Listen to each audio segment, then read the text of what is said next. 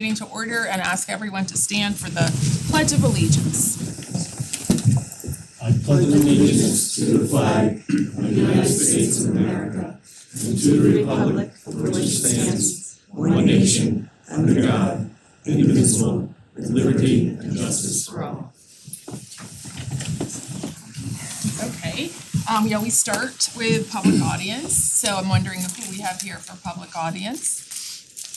Oh, Joan. I happen to be here. Okay. Joan Coe. Okay, would you like to I would love to get talk. up there and we'll get your timer going? You're gonna help me. Joan Coe, 26 Whitcomb Drive. I would like to address the fleecing of Simsbury taxpayers. Farms Village Road, the property next to the high school, has been up for sale for over 3 years and is presently vacant.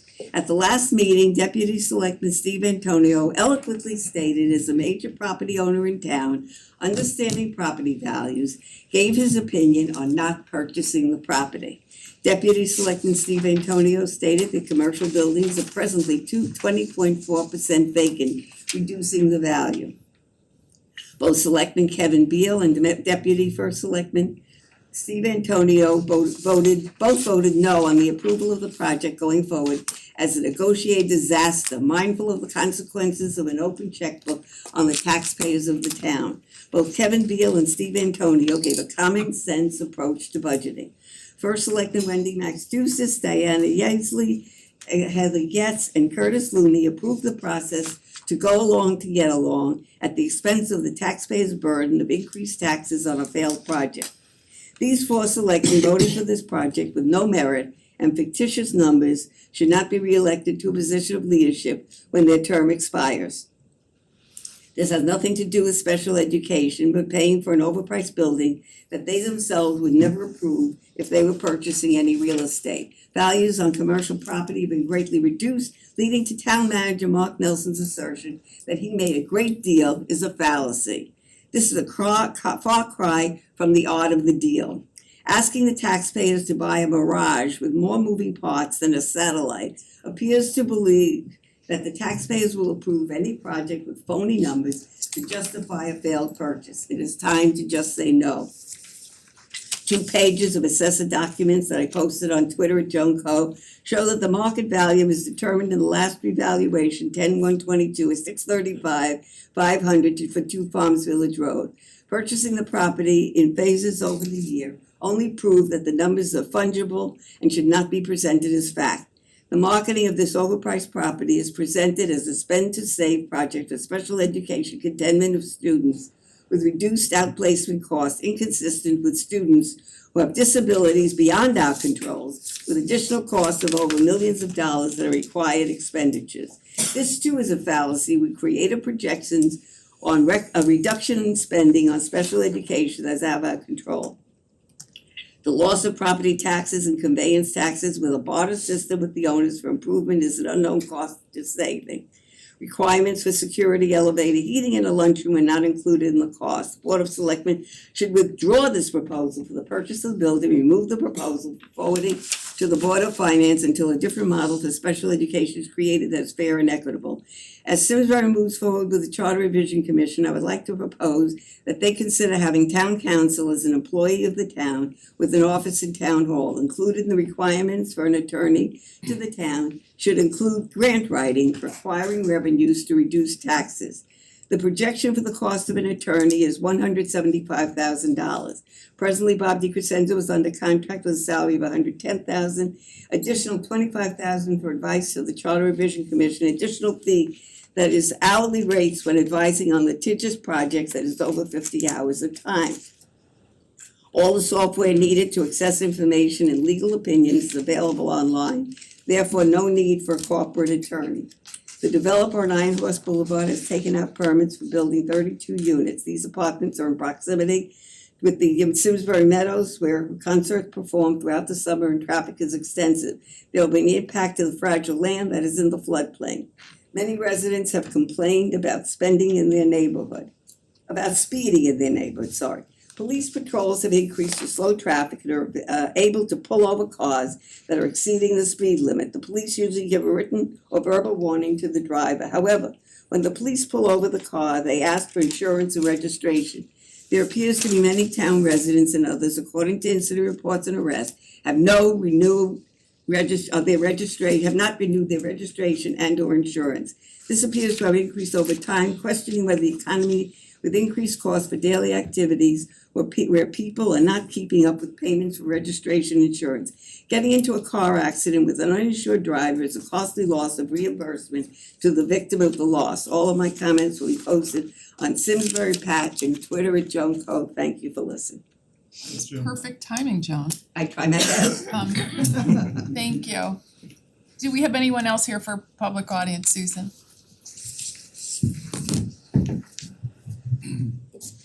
Good evening, Susan Messino, 41 Madison Lane. I want to follow up on my comments about the minutes that I brought up at the last meeting. That what I had said previously wasn't in the minutes. And I have a minor comment about the minutes for tonight for your approval. And that one sentence in the minute says that I said that open space is a mess. And I said more than that, but that was not what I said or what the connotation of what I said.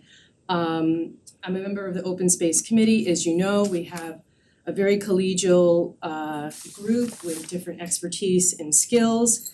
And we are really, head and shoulders above other towns in terms of our policies and our process and all of that. So I would never say that open space is a mess. What I had said, although with more words, is that basically that the way that this recent open space land disposition unfolded basically made a mess of an orderly process that has worked in the past for a land swap or a land sale. So I would respectfully ask that maybe that be reflected as a change in the minutes for tonight. The other thing that I wanted to mention is, I don't know if anyone was there was a packed house at the library for a film about old growth forests in New England about a couple of weeks ago.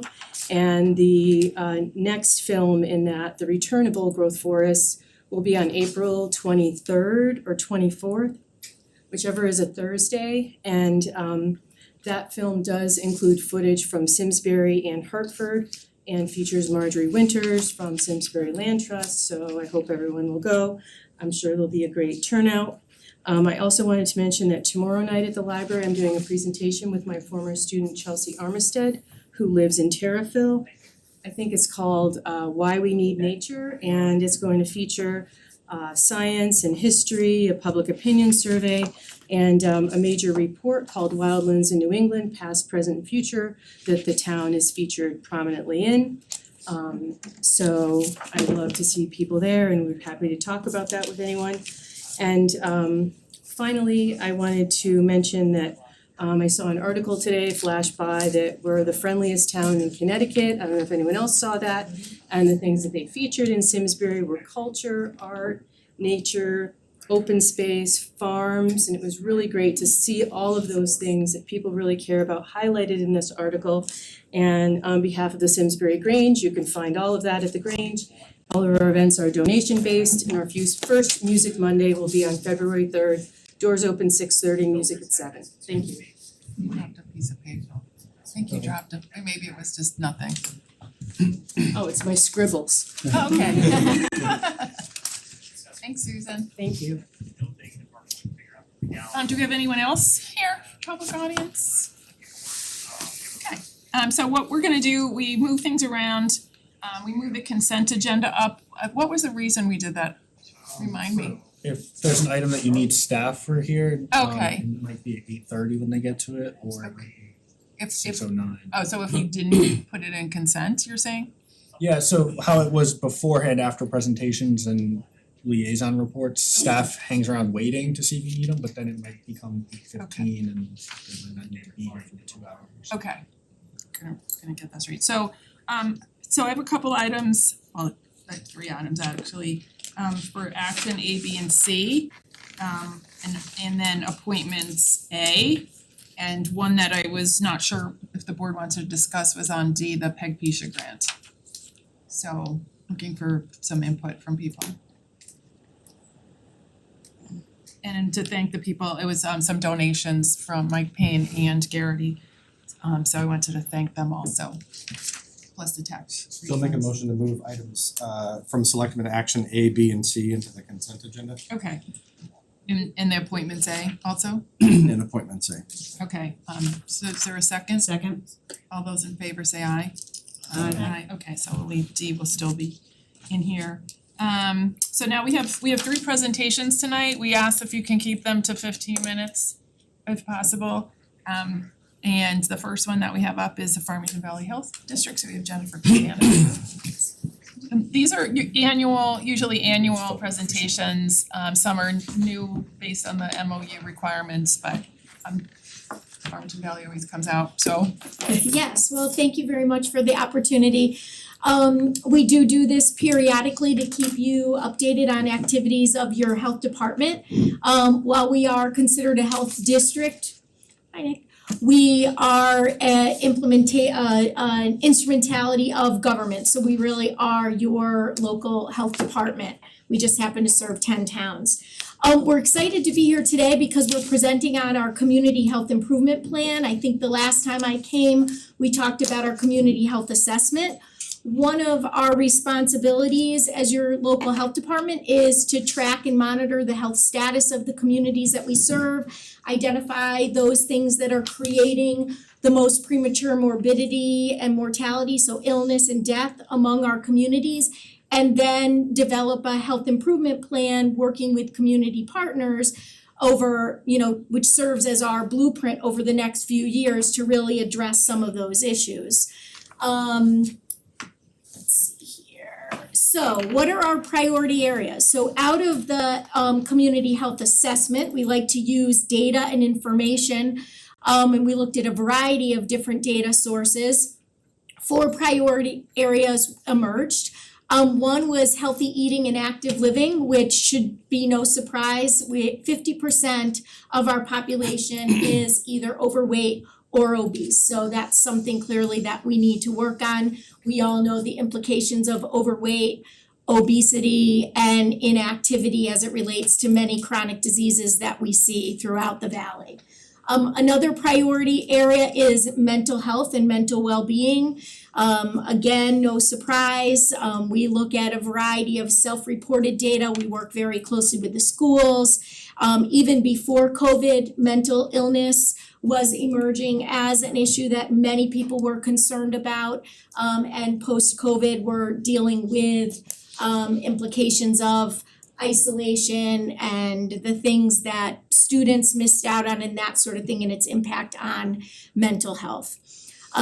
We have an aging population and we have a growing population that's over the age of 60. So really working to help support an aging population is something that emerged as a priority. And then emerging environmental health issues, including climate change as another priority. So what is the plan? The plan is really a blueprint for how we're going to work as your health district, working with a variety of partners, interested individuals to address these 4 priority areas. We have had an advisory committee comprised of over 50 agencies, organizations, individuals concerned or interested about these topics working with us. And they convened over a number of months to identify specific goals, objectives, and strategies that could be brought to bear on these 4 issues. So this is the blueprint that we're going to be using moving forward to address the issues. So healthy eating and active living, and I won't go into the detail of this. It is available. This document is a copy of the hard copy. I've given a copy to Mark, but maybe I'll leave that for Wendy. It is available on our website. Throughout this, again, as I mentioned, collaboration and partnership is really central. We're in the business of prevention, disease prevention. So a lot of what we're trying to do in these 4 areas that look at community conditions that really support healthy eating and active living or mental wellness. So you'll see a common thread there. And that may be everything from education to access to programs and services to policy related change that might make the healthy choice or the supportive and healthy choice the easy choice.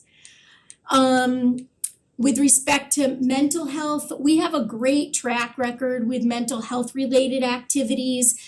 Even before COVID, we were working with the school system on a program called Resilience Grows Here, which is really about helping build the resilient attributes of our youth to deal with adversity, anxiety, failure, etc. So we continue to expand that.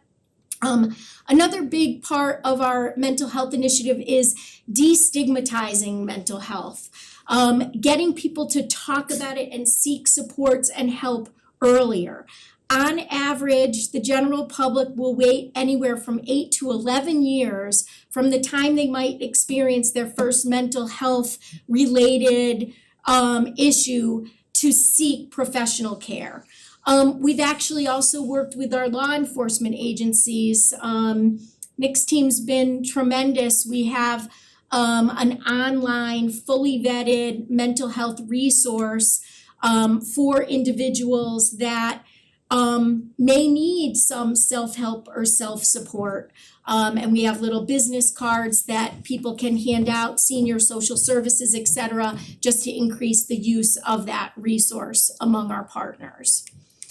With respect to the aging population, we need to really be thinking about policy related issues in our communities as we think about aging population that's living more independently at home. We have to think about that when we think about neighborhoods, walkability, disability access, etc. Maybe the plan of conservation and development might want to think about the implications of some of that work to an aging population in our communities.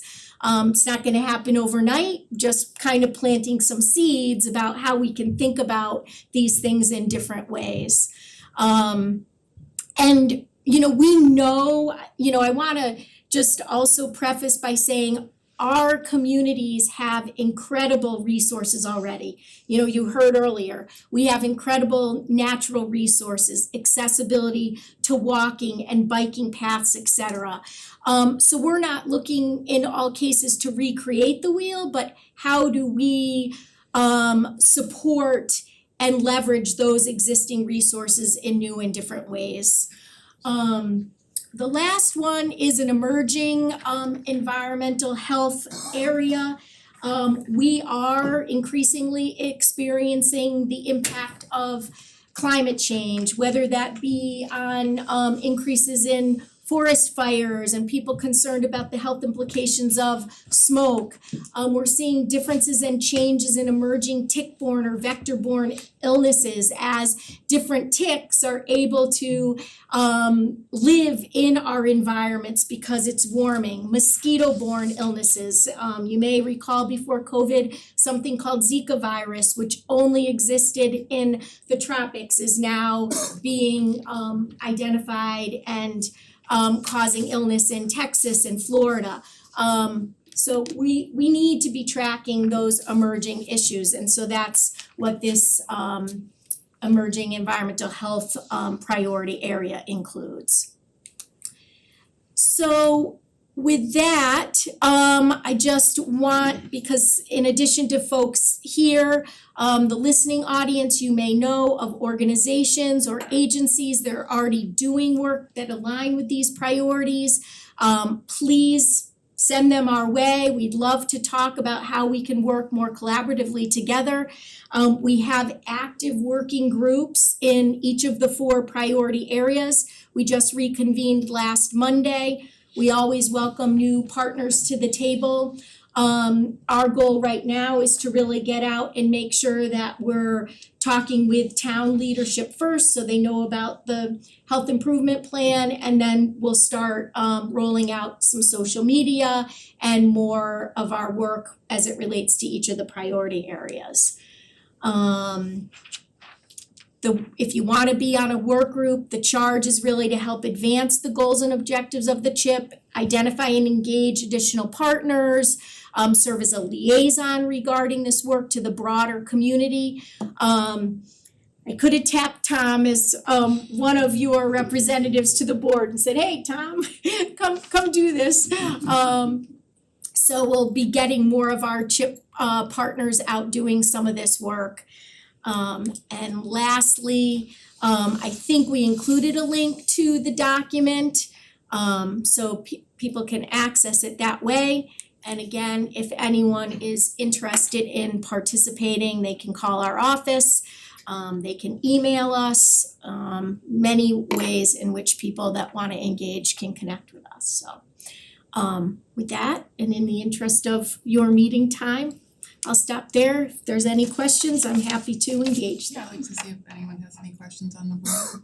I saw in your report that you gave the first selectman that you mentioned Nutmeg TV. I'd love to see Simsbury TV engaged as far as message distribution, since we have that here in town. Yep. I was wondering, so you're hearing a lot about, or at least I am in the media, about bird flu, and here in Connecticut, could you talk a little bit about what the district is concerned about or thinking about? Yeah, so there's been some change, some new information the last couple weeks. We've had avian influenza identified in 2 backyard flocks in the southern part of the state. Those flocks have been culled. Right now, the risk to the general public is very low. However, if you encounter a dead bird or a dead animal, please don't engage with it in any way, shape, or form. Call animal control to have the professionals take care of it. And we have, when we had the last scare with avian influenza, we sent guidelines out to our animal control officers, and we'll probably do similar again.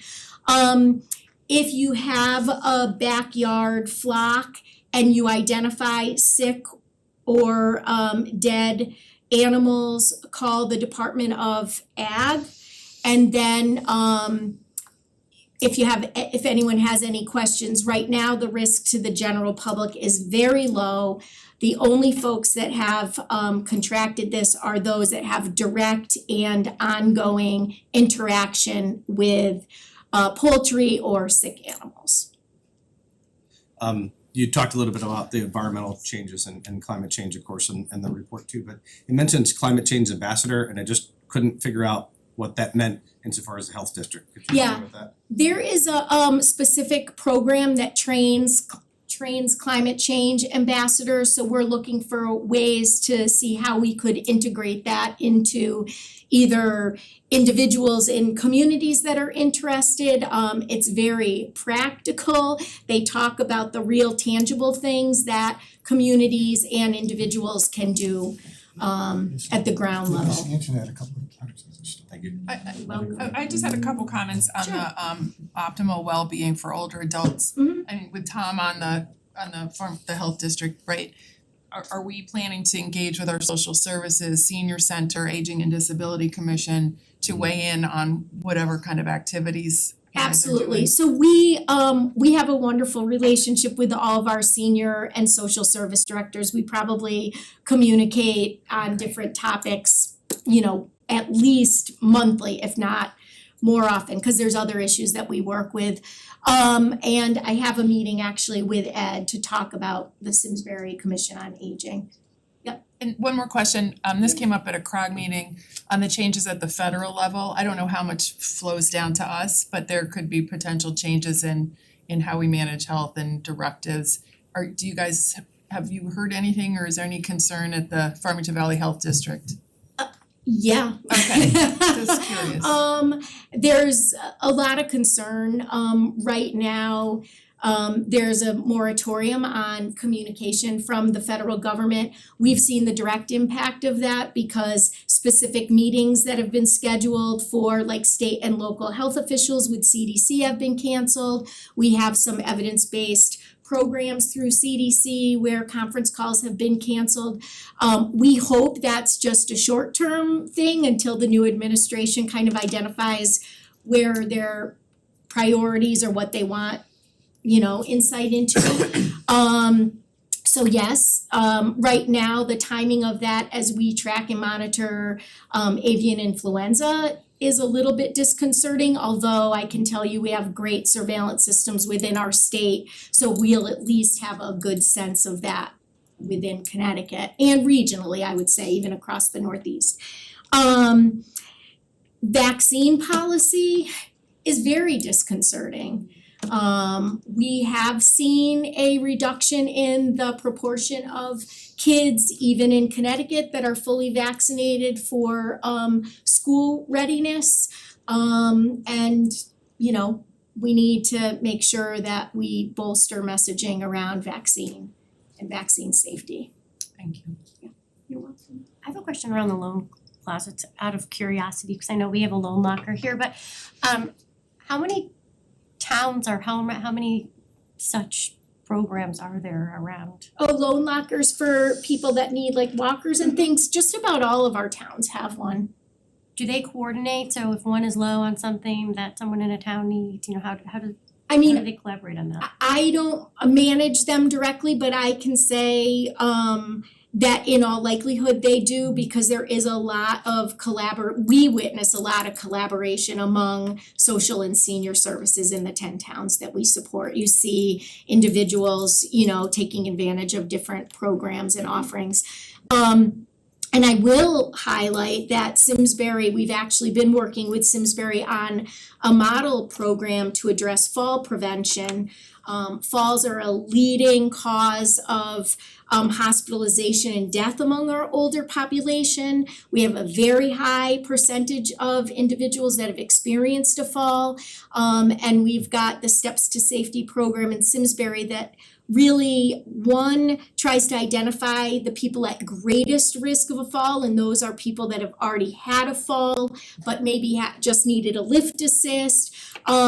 So it's first responders, EMS, police, fire, us providing training programs, doing home assessments to reduce risk hazards if they're willing, all with the goal of, one, preventing falls, reducing the impact to our first responders that have to respond to lift assists that maybe aren't transported.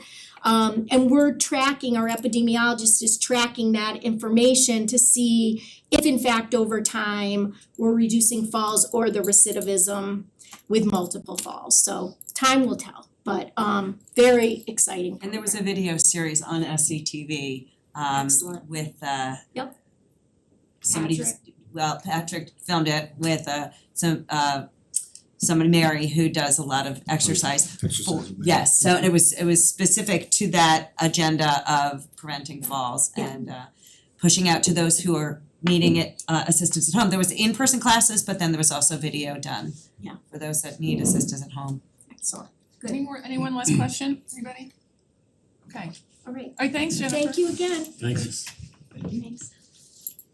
Okay, our next presentation will be the Simsbury Volunteer Ambulance Association, the 2024 report to the Board of Selectmen. We have Karen Stewart.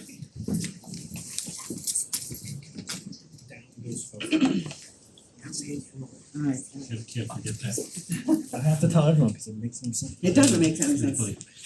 So this is a presentation that we give to our association annually, so there's a lot of information, there's probably more internal information than anybody's really interested in, but there's a lot of numbers, a lot of data. If anybody has questions specifically about the graphs, I'm happy to answer them, but I'll just kind of go through our numbers in the essence of time here. So this is the total 911 dispatches in the town of Simsbury, so I wanted to show this so people can understand how erratic it can be and how it's just not a straight line, not always going up and higher. And the purple line up top is for 2024, and the blue line of interest is the year that we had COVID. So you can see how far the call volume went down. And these are our transports. Again, you can see how erratic it is. We do have some peaks for some reason in October, November, probably the start of flu season, things pick up. And again, the blue line on the bottom is COVID, so you can see how far the transports dropped off. So these are our numbers over the past few years. So the total dispatches for 2024 was 2,688. That includes calls for mutual aid as well as our town, so it was up by 4.8%. Our transports were up by 5.4%. And I do want to point out the non-transports, we do not get paid for non-transports. So we had 874 of those. Those are the lift assists and cancels and refusals for other reasons. So this is an overview of the mutual aid coming into Simsbury. So the blue section is SVA's call responses, then the orange is Canton, the green is Granby, and the other would be something like Yukon or AMR or East Windsor, Windsor Locks, those kind of people. So you can see how few we have for those. We are covering the majority of our calls. So this is another thing that's important is watching the time of day of when calls are occurring. So currently we're running the second response unit from 7 a.m. to 7 p.m., which still seems to be covering the majority of the call volume. I'm constantly looking at that to see if we need to fluctuate that time at all. And as of right now, it seems to be still the best time for us to have the second response unit running. It used to be that the days of the week were varied, but now every day is busy. There's no change, so. These are our responses to our facilities in town. So the McLean campus, including all the buildings on their campus, 36 Firetown, which is the governor's house, and good old 142 Cooper Avenue, which has kept us very busy over the years. Service, I don't wanna interrupt, but are these just calls or including Calls. transports and non-transports? Yes. Okay. Majority of them are gonna be transports out of those facilities. Okay. If anybody's interested, these are the hospitals we go to. So St. Francis, John Dempsey, Hartford Hospital, Connecticut Children's Medical Center, and others, which include Bay State, Noble, Charlotte, New Britain. If we go to other towns, we go to those hospitals as well. Sorry, I was trying to scoot through all this stuff.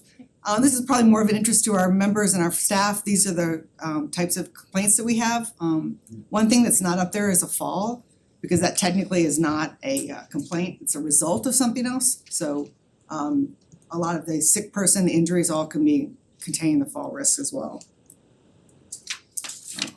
Let's see. These are our age groups, so you can see that broken out by various, you can see how 75 and over is obviously the majority, and 65 to 74 is the second largest group.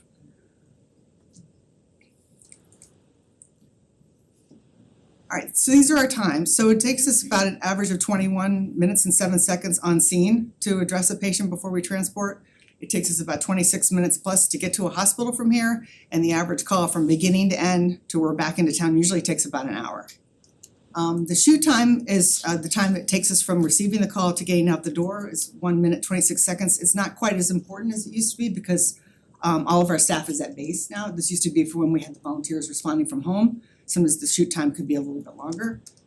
And then our average response time in town for priority 1 urgent calls is 6 minutes and 21 seconds. And we have non-emergency calls in town is 7 minutes 14 seconds, which is well below the 8-minute average standard that's usually shown within EMS.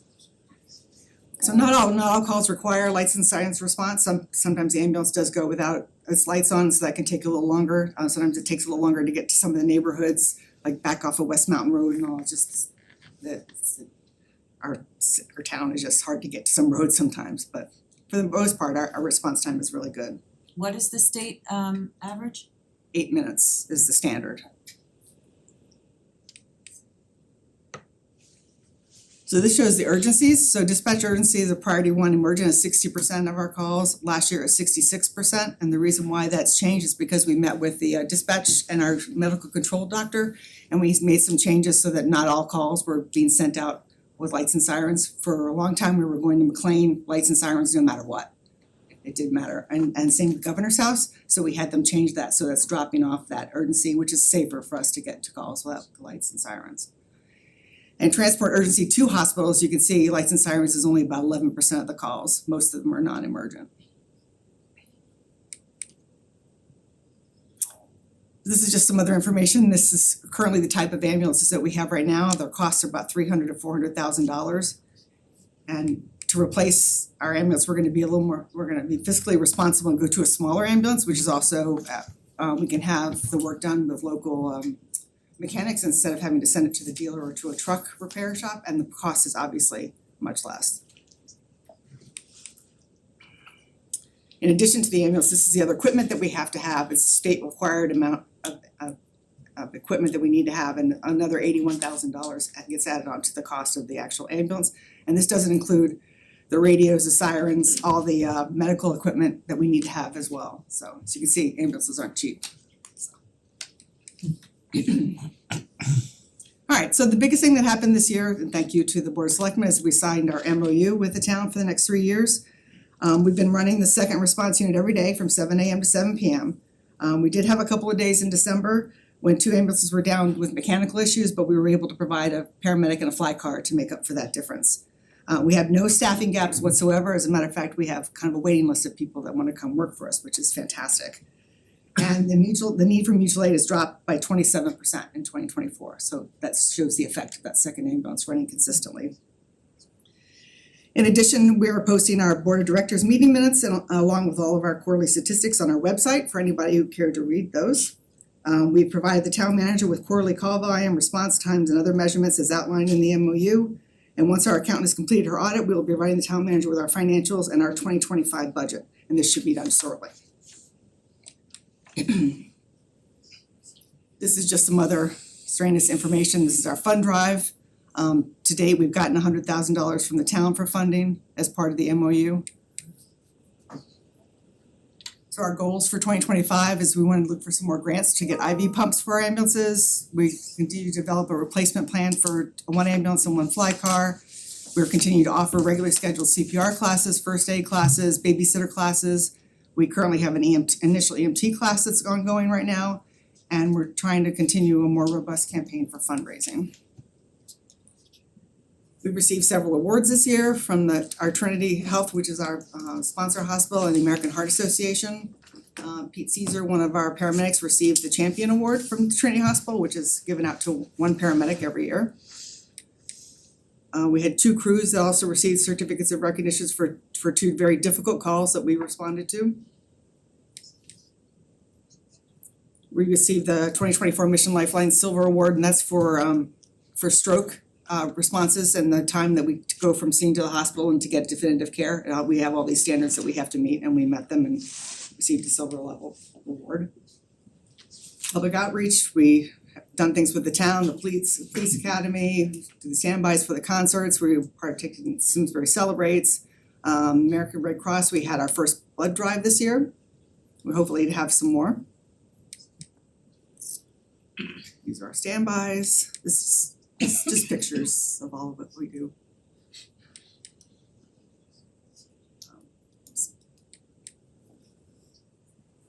We also have EMS Week, where we tried to give some sort of token of appreciation to our employees. It's usually, this year we did these Stanley type cups with their names and our logo on the front of it, which was pretty neat.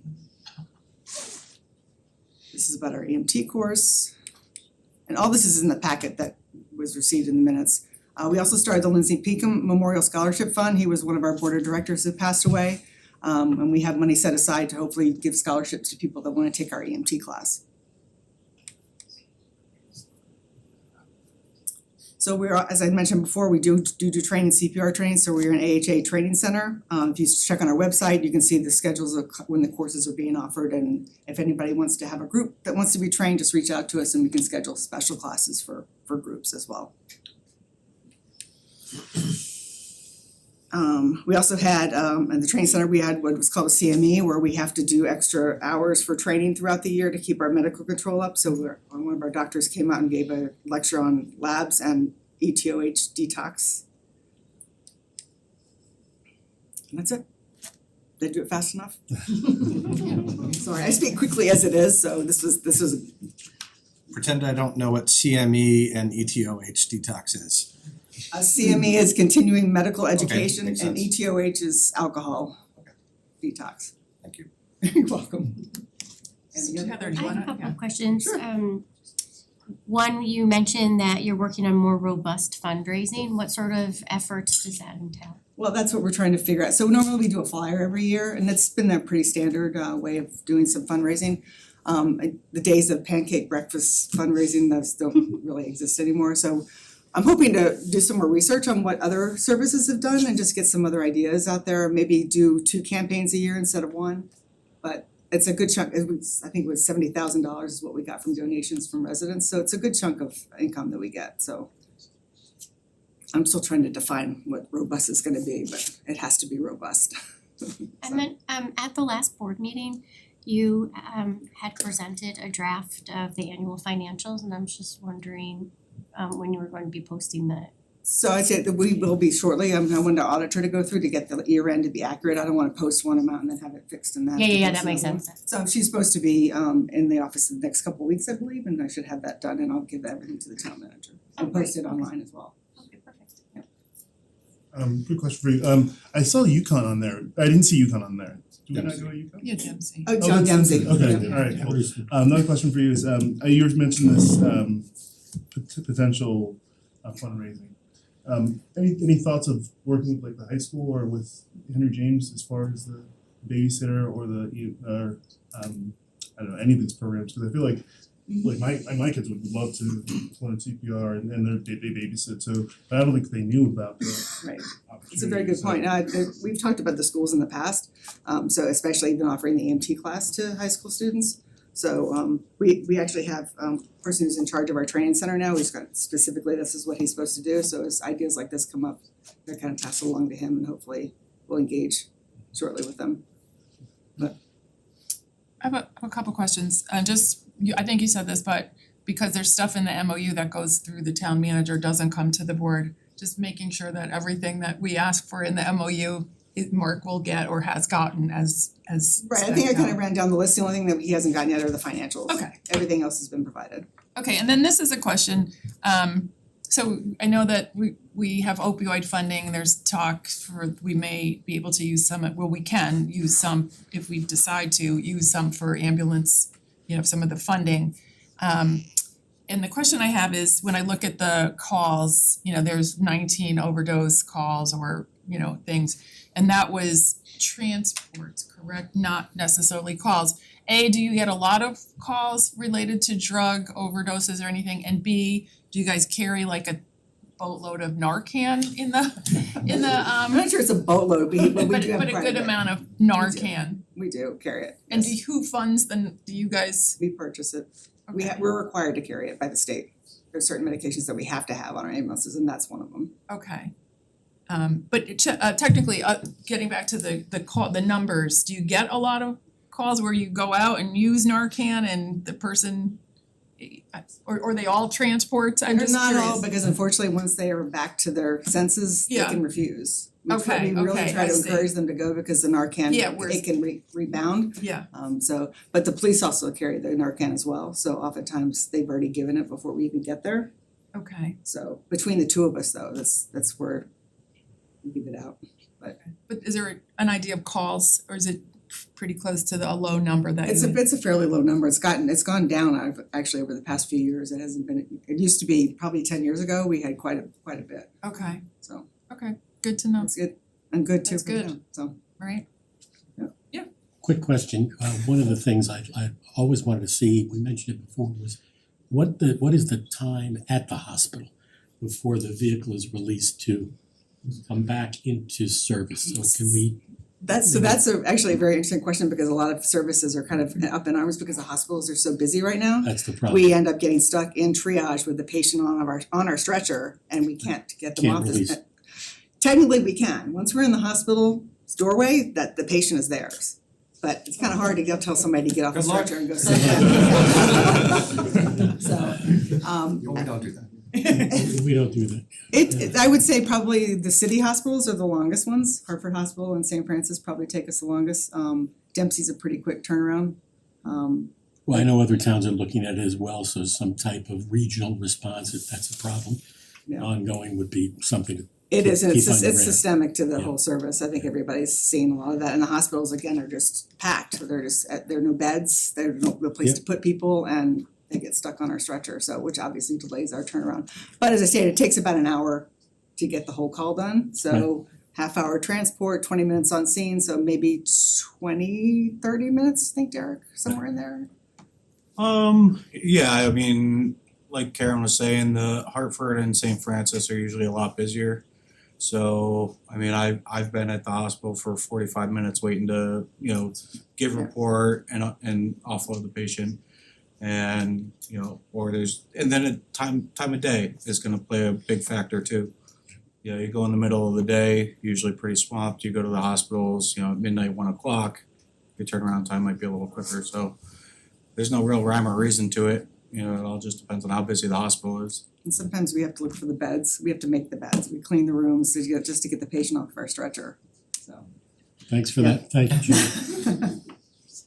So, any other questions? Just a quick question, so when you have cause you included the shoot time, which you said used to be more important when people were not on site, but it's about a minute, less than a minute and a half from the call coming in because somebody's on site till they're into the truck. So and then you had the response time, so the response time is once they're in the vehicle to the No, it patient? includes the shoot time. It includes the shoot time. The response time includes the time of dispatch to the time we're on scene, so that shoot So time from is the phone call within- pickup to when they're on to the patient? to when so the phone call is the other side of it, I don't know how Right. long it takes them to go Okay, through so the when process. dispatch gets you, When we're dispatched with our tones, when those drop to the time that we get on scene is our response time. okay, so including 6:21 includes the shoot time. Correct. Do you have a breakdown of average, I know you said this, so are the non-emergent at 7:14, that also includes the shoot time? Correct. Yep. And with those, cause you have that as P1 is 6:21, are there other like P2, P3 So levels? priority one was what I was trying to say, so Right. an emergent call is how I probably should have used more layman's terms, but that's what we used to call the lights and sirens calls. Okay, so it's either P1 emergent or P2 like non-emergent, Right, there's that's no how, other that's how. levels, okay. Well, there's P3, which is a inter-facility transfer too, Okay. so that's just the nomenclature that EMS uses, Okay. so. You gotta remember too, we're not always responding from the building. Mm. If we're on our way back from Hartford Hospital or Dempsey or whichever hospital and a call comes out, mutual aid's we may be responding from Hartford or Farmington or something like that. And then if that call you're responding to is a non-emergent call, then we're going with the flow of traffic all the way through the city and everything to get back to town. So you gotta keep that in mind too, it's not always the response from our building, it depends on where we're located at the time. On average, how many calls can you respond to before you need to kind of go back, restock and sort out the I think it depends on the nature of the call and what we had to use, and if they're a critical call, if you listen to the radio, you might hear that the crew's returning to base, but they're gonna be out of service for a few minutes to get regrouped and restocked. The ambulances have quite a bit of stock on there with the idea that we can do back-to-back calls. And that does happen. Today was an example of that. I don't think I saw the crews all afternoon. So. So lights and sirens a few times. Quick question for you, when the police did their presentation, they're moving more towards hybrid vehicles. Is there any thoughts of that for the ambulances? Is there any? I haven't, so the transit style is what we were Yeah. looking at, I don't know whether they provide a hybrid version, I'd love to be able to do that, that would be great. So, just like I'd love to have solar panels on our roof too, but this is a huge step to go to this transit, cause it's gonna save us quite a bit of money, and the fact that our old ambulances used to use diesel fuel, now they're regular gas, this will be totally gas. Oil changes will be easier, we don't have to get a big lift to get, and that'll hopefully save some money as well. But I'm not sure where hybrid falls in ambulance services. Selectmen literally wants a cyber truck ambulance. No thanks. Okay. Last question, so under your daily call volume, cause I know you have a breakdown of your mutual aid per month, but within, and this may vary, so it may not be valid, but how much of the outside of your 7 to 7, when you still maybe have some peaks, you're always gonna have the outliers. But how much of that data, how much of those calls then wind up having to be covered by mutual aid, or is it? Well, obviously after 7 PM when we're down to one truck is gonna increase the likelihood of that. So that's why we try to pay attention to see if it needs to be shifted so that we can catch more, like if it has to go to 8 o'clock or 9 o'clock to do that. The problem is you lose it on the other end. Right. So we just shift the time over, cause as long as it's a 12-hour car. Ideally, the next step I would like to see is at 8 to 4, then the 4 to midnight. So we have 2 8-hour shifts, but it's a 16-hour coverage time, but that also has a delta of increased payroll and costs to do that, so. But I do look at it because I get all the data from the police department. I have all the lines of all the calls and can look and see when we're really notorious for clusters. One call goes out, second call goes out, the third and the fourth, and it just seems to happen that way, which we can't obviously control. And the worst is when it happens at night, unfortunately, because then we're pulling Granby, Canton, you know, whoever else is around to come in. At the same token, you're doing the same for them. Correct. Last question from me. On the financials, sorry to disappoint you. On the financials, you're using an auditor, you said he's going through that. You're doing a fiscal year as a calendar year? Yes. And is it an independent auditor? Is it a firm? Is it just a sole proprietor? Like who do you have doing the? It's a firm, so we actually have two people. So I have an accountant that she comes in first go around and we go Does your through books. everything and make sure everything's all squared away. Yep. And Mike Slokian, who's our auditor, he's been the auditor for a while. We actually looked into trying to get other auditors, but they're double the cost of what he charges us. Sure. So that's still something that we'll still try to pursue because I'm not sure how much longer he's gonna be doing this, but and then he'll come in after, it's probably about 2 days worth of auditing time that's spent when he sure. goes through everything, so. Thank you. Sure, absolutely. Everybody all set? Thank you. Okay, you're welcome. Okay, next up, we're hearing from the Simsbury Main Street Partnership, their 2024 report to the Board of Selectmen. And I would like to invite up Sarah Nielsen, the Executive Director.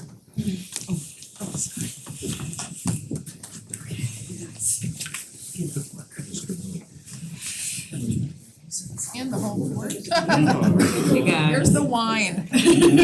Sorry, my board was outside. Some of you. So I'm gonna apologize in advance. I am finishing a migraine, so I am not my normal cheerful self. I'm kinda gonna scoot by on this.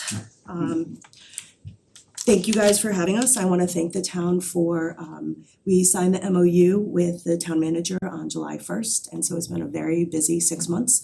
So I wanted to give the Board of Selectmen an update as to what we've done as we're moving into the budget season and thanks again to Mark in the town manager's office and to the Board of Selectmen for the 3-year MOU. So we're heading into 2.5 more years of it.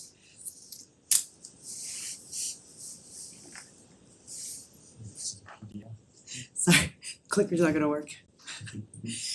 So again, very briefly, and I do this because we have some new Board of Selectmen members as well as we haven't done this with Mark yet. Main Street was done by the National Trust for Historic Preservation. It is now run by the National Main Street Center. The Simsbury Main Street Partnership and the state of Connecticut, the Connecticut Main Street Center, were all started at the same time in Simsbury at Eno Memorial Hall. I wanna thank 2 pioneering women. Mary Glassman was the first select woman at that time, and Anita Mueller was also very instrumental in getting that to fruition. And the town also convinced, which was CLMP at that time, to be the first private funder of a state Main Street program, and Eversource is now still a very big part of the Connecticut Main Street Center and of our communities. Our program is the longest running program. We are nationally accredited, we've won awards, grants, etc.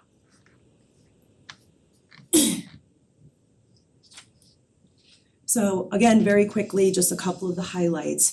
Simsbury Main Street Partnership, along with the town, designated the town of Simsbury as a Preserve America community. That is a federal designation that we still enjoy to this day. There are only 3 other communities in the state of Connecticut that share that designation through the National Park Service. From the Preserve America designation, Main Street qualified for and received $100,000 in federal grants. It was a combination of federal, state, and local grants that combined to be $100,000. From there, we did an entire branding campaign because tourism, culture, and heritage are the 3 pillars of what we consider our sustainable economies. We are not a Disney World, we're not a Disneyland. So we took those 3 things and packaged them together and continue to do so today. That is the newest branding. We've updated it, we've cleaned it up. We took those 3 brochures plus the bike brochure and we made a much cleaner version, which we are still disseminating to hotels, guests, realtors, businesses, you name it. We are also the first and only town in the state of Connecticut to have been a dozen distinctive destination. What was important in this is that our image across the country grew. In the first 14 days, because they track it, we had over 500 media hits, which included, we ended up with a front page on the Washington Post. We made it into the Boston Globe's Tank Away several times, and we hit over 500 MSNBC, you name it, based on that. And a lot of the things that followed, like the best places to live, Money Magazine, all came out of the work that's been done prior. And you'll see even today, Simsbury was listed as the friendliest town in the state. So again, drawing upon the things and the imagery that have been in place for years. PBS. Gifford Pinchot, we did a PBS documentary in Simsbury with the team. They came out and it still runs on PBS. We had the world premiere at the Riverview, but again, celebrating what Simsbury is famous for, which includes people like Gifford Pinchot. Main Street also does historic preservation. We write grants. We've done over $210,000 in grants just alone for Eno Memorial Hall. That was done in partnership with Tom Roy and Public Works. Main Street helped write the grant, and Tom made sure that Public Works did a great job doing all of the both interior and exterior renovations. We raised more than $30,000 in private funds, which included things like the marble benches, relocating a much bigger flagpole, some of the gold leaf on top of the dome. And then the grant money went towards accessibility. So we did all accessibility issues within Eno Memorial Hall. As you guys know, one of the grants we did helped do the charrette, which is the first form-based zoning and design guidelines, which we're still working on as a town, as both zoning and POCD are still working on today. And the second picture I love, just to remind people that, go on Tom, that is one of the visions. That's Wilcox Street as it still stands today, and we'll talk about it, but one of the visions for Wilcox Street is that the community agreed on it, which again was like 1,000 people, thousands of hours, thousands of participant hours, and agreed on a vision which included mixed use in downtown behind on the commuter lots.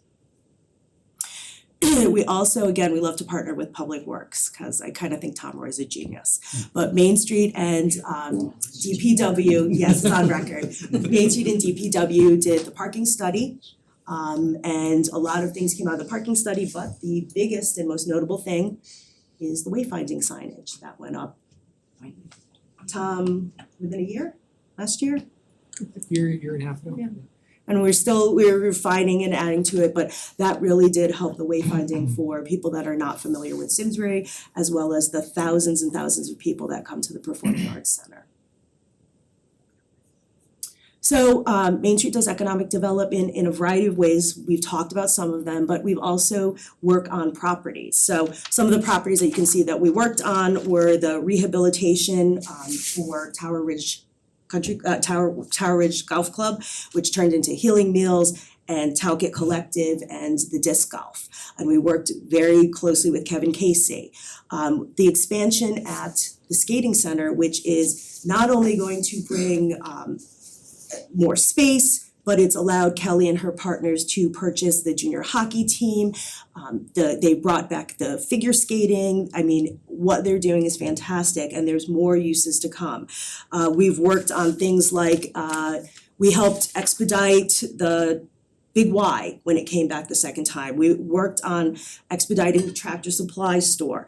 We worked with Simsbury Center's own apartments, which is the energy efficient mixed use or energy efficient residences in downtown. We worked very directly with Andy's Plaza and the rehabilitation of Andy's Plaza that brought in Yukon Health and some of the other things. 690 Hot Meadow, we worked very closely with Mark and Nika Scully and then applied for an award which they received. We worked very closely with Chris Nelson with Barber Cove. So we've been involved in all of the economic development, both large and small, throughout town in different areas. And then, of course, we were involved in the expansion, the retention first of Ensign Bickford Aerospace and Defense, as well as their expansion. They expanded and filled up that second building, which we fast-tracked and helped expedite with the planning department.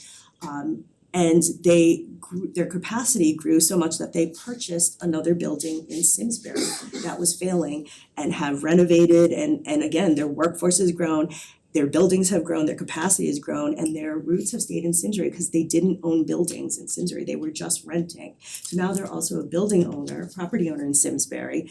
And as well as what they're doing, they've hit every marker that the state of Connecticut has asked them to hit for the tax rebates. So, what we did this year as part of the 3-year MOU is, and you guys saw this, we have very, very detailed work plans. And you can see the 6 goals that we have, which are the 6 transformational strategies. And then you guys have seen these before because you've gotten them, but then each strategy has what's happening under the objective. So I wanna go through because the very good news is that we have accomplished the MOU goals and we've accomplished the work plans moving forward in the last 6 months. So the first strategy was to retain the existing businesses through a variety of things, through marketing, signage, help, etc. I will say that our 2-day Shop Small event, which was Black Friday and Small Business Saturday, we sold 410 total gift cards. We kept more than $24,600 locally in the community just for those 2 days. It increased foot traffic right before the beginning of the fourth quarter, which is when, you know, our businesses desperately need it. And it allowed for more sales as people came back and redeemed the gift cards and also the bonus gift cards. Main Street did ribbon cuttings, we did, here's where I'll talk a little bit about, we do crisis management as well. So 730 Hot Meadow burned down and Main Street worked very, very closely with the town of Simsbury, all of the partners to help relocate the existing businesses. And we're currently working with the property owners on their choices for what to do next with that property. So all of that falls into retaining the existing business community. Again, hopefully we don't have things that are, you know, as devastating as a fire, but Main Street working with the town was able to make sure that those businesses weren't displaced. We did officially sign, and you can see that's the newest copy of what will be our Simsbury gift card. It is 1 gift card that will be good at a variety of local restaurants, retailers, service places in Simsbury.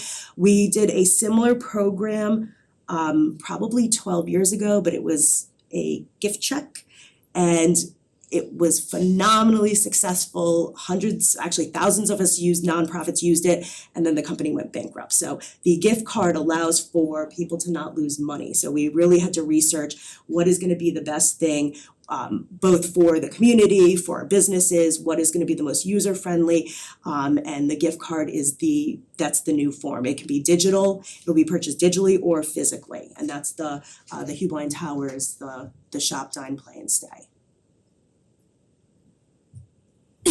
So again, in the recruiting the new business niche, we talked about how we were going to compile one place where people could list or find all of the available commercial properties, vacant lots, and also businesses for sale. So we put Find Your Space in Simsbury live. If you guys have been on it, you know that you can search by office, commercial, industrial, for rent, for sale. We have, at the height, we've had over 20 properties on it. For example, Drake Hill Mall has 8 spaces alone listed within their properties. And the great news is that you see a ton of places that do not list on LoopNet because it was too expensive, or it's not something that our small business owners did. That list on the findyourspaceInSimsbury.com.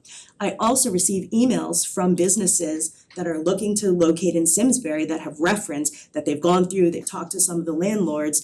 I gotta be generic, but we did have for example, a sustainable restaurant use that has contacted me. I set up a meeting, they'd gone through the list with businesses, and then we're looking for more information on some of the specific places. So again, we know it's working, we still have to do more marketing and we need to do more outreach, but the community is bought in. The final thing I'll say about the fire too is that we had tons of, again, our commercial property owners were amazing. So as soon as they heard about the fire, I had 15 phone calls from property owners. Some properties I haven't even dealt with before. And so we were able to not only give the affected businesses all of the information, but we reminded them to list their spaces on the Find Your Space in Simsbury.com. So we got a lot of new properties listed that way as well. And then the Engage the Simsbury Youth, we started with a trades panel with the Capstone project. And some of you, we had 90 kids there, which was amazing. And so some of you I've already been in touch with some people like Mark Nelson. We are working on the Simsbury High School's first career fair. It's gonna be held on April 23rd. Main Street has been working with Greg Stillman, and we've already lined up over 24 tradespeople that are gonna come in, and this is gonna be a little different than a panel. It's the entire cafeteria. They're gonna be set up at different tables, and we're gonna have students rotate in and out talking to different groups. So for 2 hours on the 23rd. So again, really trying to engage the youth. We're trying to also talk about the non-traditional college careers. I think that the high school has done a fantastic job with the traditional route. And they've recognized that there's a lot of kids that don't want to do the traditional route. So we want to make sure that in Simsbury, no matter what your interest is, we can match you and we can make sure that you're successful. And then the other part of the other second goal of the Engage the Youth is the continuation of Rich Correa and Mr. Jeffers' award-winning AP Economics course. And I know that many of the selectmen have been to it. It is phenomenal. It's been going, you've been doing it for 1985. Not to date himself. And we continue that every single year, and we invite all of the Board of Selectmen, but those of you that have gone have seen the quality of the projects and the excitement. And then when they come back years later, like Tan Wong is the brainchild of one of the first classes from the AP Economics course. Oh, I'm sorry. And then again, a Transformational Strategy 5, continuing the coordinated branding, marketing, tourism efforts. We are continuing that. We're continuing the outreach. I think my treasurer, Melissa Brett, has been phenomenal. If you look on our shopsimsbury.com website, you see everything. There is a full listing of every restaurant. We're continuing to put in every single business, again, free of charge, that has a bricks and mortar business in Simsbury. There's so many, but we have listings of those. We have a listing of every nonprofit, every 501c3 in Simsbury. We have a full events calendar. The library posts a lot of great events, but also our businesses do, Parks and Rec, you name it. So the calendar is constantly populated with what's happening in Simsbury. It has become a huge resource.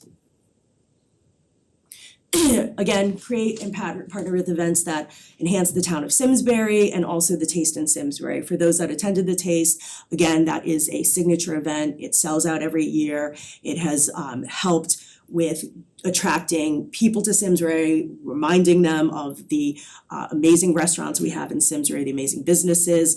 And then we do things like, for the first year, we partnered with the DEI and the Farmington Valley event there, and we're gonna be partnering with them again. I sit on the Simsbury Celebrates Planning Committee. I have ever since the town took it over. I'm sitting on helping with the 250th committee. I sit on public safety, so we do all of the things that have been mentioned. So the two things that I want to remind people that we'd originally put forward that were either unfunded or undecided. So I'll start actually with the bottom one, which is the downtown Wi-Fi. So it was unfunded this year. We did need to, in fairness, we needed to get a price, and we're still waiting for a price on the full downtown, but we did finally get a price on doing the Performing Arts Center, which was that would be our first piece, because you have sometimes 10,000 people that are coming into town, they don't know Simsbury, and during one of the concerts, the bad weather is coming through, there was no cell service, they could not even track. So that has become a priority, and it's become the piece I think is the easiest for us to again, thanks to Tom Roy and Rick Bizzano, the three of us have gone out and met with the town's vendor. And thanks to Diane Isley, we're actually gonna be looking at other companies at this point because the town's vendor hasn't gotten back to us quickly with the entire piece, if that's fair to say. Yeah. Yes, but the good news is that there is some grant money that's available. So that will change possibly the budget request as well, because there is, Franklin sent it to me, there's a couple $1 million that is going towards community Wi-Fi. And it's partly, I think, through CCM. Yeah, I saw, perhaps. it came Yep. through. Yep, so If we would qualify our community or not. Yep, so I'm going through the pieces, cause it just opened Friday. Okay. So I'm starting to look at everything, cause I wasn't able to do the slide decks, but we will be looking at how we can fund part of the Wi-Fi at the very least, to make that a reality. And then the other thing, which I've talked to several of the Board of Selectmen, is we need your help in determining the parcels that we would like to work on. So again, economic development is usually done best when it's not cold calling, okay? Nobody wants to be cold calling. As Main Street and the town of Simsbury's partnership together has shown, when we pick off pieces and work on them, again, like Andy's Plaza. Andy's Plaza, and Chris knows this, it started out actually as the owners were gonna put in the dollar store. And we said, we can't tell you what to do, but we can give us a couple months to show you that that will not be the best use. And then Chris wasn't even on my board yet, and I remember calling Chris and asking him for a lot of favors. And we put together what we thought was an amazing mixed-use, multi-million-dollar project. And we got two buyers to help, or two partners to help partner. They didn't wanna sell it, they didn't wanna give up partnership. So I didn't get my $26 million mixed-use project, and I'm a little bit heartbroken, but I did get them to do the facade improvements and all the improvements that brought Yukon Health, and it expanded Iron Horse, and it got La Jolla. So we didn't get exactly what we wanted, but we stopped the dollar store from coming in, and we got something that was far better. So, again, it's same thing with Tower Ridge. Kevin was going to, they were gonna sell it, the golf course went out, then they were gonna tear down the building, then they were gonna put something up, and that was right at the time when the Save Nod Road was happening. And again, we went back to him and said, listen, you can do a bunch of different things, but if you do this, the process is much different. If you do this, the process, and eventually we ended up on a recreational process that allowed for other uses. We were able to fast track it, and he didn't need to go through an extensive process because the disc golf was still the recreational piece. So with the board, what we were looking at is what parcel did the town of Simsbury and Main Street want to tackle together. One of the board suggestions obviously had been returned back to, it's been enough years to look at the commuter lots.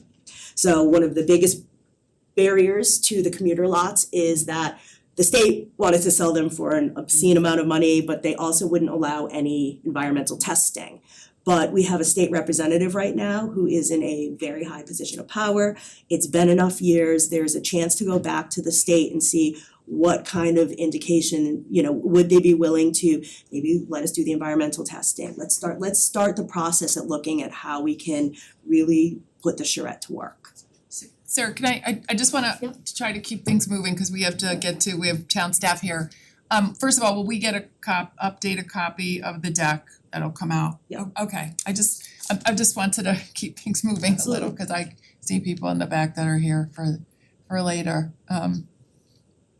And then I also wanted to have a chance to have any questions too, so. And then it's the final, so Okay, that's great. literally the last slide. Okay, good. It's just the looking ahead that, again, we thank you, we've been in a public-private partnership with the town for over 28 years, we're very different relationship than any of the other organizations. So we're not a Rotary, we're not a Chamber of Commerce. When we started this, we were never meant to be, we were set up completely different. We continue to be a role model, both the town of Simsbury and Main Street, and Wendy and I were actually presenters at the Connecticut Conference of Municipalities, and that we're actively working to seek grants on some of the existing projects. But I think you guys can agree that we've met the markers, we're still working on them, but we've met the markers in just 6 months. Questions, anybody? I have a question. I don't know this, so this is the reason I'm asking the question. With the Wi-Fi downtown, would it be helpful to look at the cell service instead of doing the Wi-Fi, like just boosting that? Because if you don't know there's Wi-Fi available, you might, like if we could avoid the situation with the rain, would that help? So I do also, because of public safety, I've been championing better cell service, so I think the Public Safety Committee can attest that we've been working with Verizon, for example, and AT&T because they weren't, for example, their boosters were broken. There were certain things that were broken. It's something that we looked at and we are looking at Verizon, but we decided to start with the town's carrier first because it has several major buildings. So Town of Simsbury, Eno, and the library are all connected through Factor 4. No, not Factor 4. Total. No, Rick right here. Rip, who's our vendor? Factor 4 is my guy.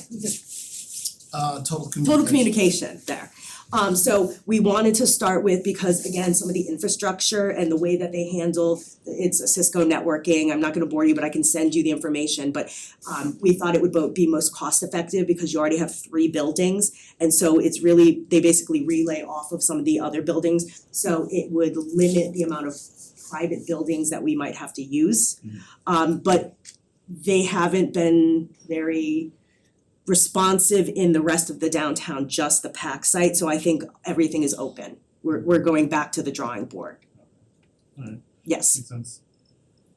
I had a question on grants. I don't know if we've applied for any grants this year, but when you started talking about Eno, and we have an item on our CNR to reglaze the exterior windows at Eno, and I'm wondering if we've gotten historic grants for Eno, wouldn't that be something that might qualify?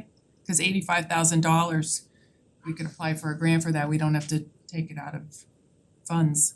Maintenance, yes or no though? That's where that one It's- gets tough and I mean, that's not, we don't have to talk in Yeah. detail tonight, I but I will say noticed this. it, and when you mentioned you've gotten historic grants around Eno Hall, that I will say could this, save I us. think we need to relook at it, it's usually they won't do maintenance grants, but they will do upgrades. So we didn't maintain the bathroom, we upgraded to make it ADA accessible. We didn't, so that's a maybe, but I do think if there are other things with CNR that we should look at. Again, when Lisa Hebner was first selectman, Main Street, the Board of Selectmen at that time had to vote to approve me to help coordinate the grant, the Main Street Investment Fund grant. It was written by me, but it was written with huge help through the planning department, DPW, and engineering. And we did receive the $460,000. They did award it to us before the state took it back. They took all the money back because they were in a deficit. Thank you, state of Connecticut. But I mean, we went through the process, we received the award, so we should be looking for other ways that we can do that, and Main Street has helped write these grants. Other questions? And I just want my board to, if the board members will stand up, I do wanna thank them, that's the reason that we're so successful and we're here. Katie French and Brian DeVoe couldn't make it, but the rest of the board is here, so. And why aren't they here? Just kidding, thank you. Ouch, I'll call Brian. I'm gonna tell them that next time. May I make one quick comment? 2 seconds, even 10. I've been on the board Main Street now for about 14 years, something like that. When the fire happened the other night, I'm watching the video, and some of you know, some of you don't. We had a 36,000 square foot building go to the ground 22 years ago. The next morning, that woman was standing in the parking lot with me. Got nothing but support from Main Street, help with the tenants, trying to find them spaces, office supplies, equipment, you name it. So this isn't a recent thing, this has been going on for 22 years or longer, so, sorry. Thank you. Okay, thanks, Sarah. Thank you. Feel better. Sorry, I'll go to home. You wound up a little after that, okay. We are at the first selectmen's report, of course, I always keep it short because people have to read it eventually. I just wanted to say we had a really nice Martin Luther King Day celebration.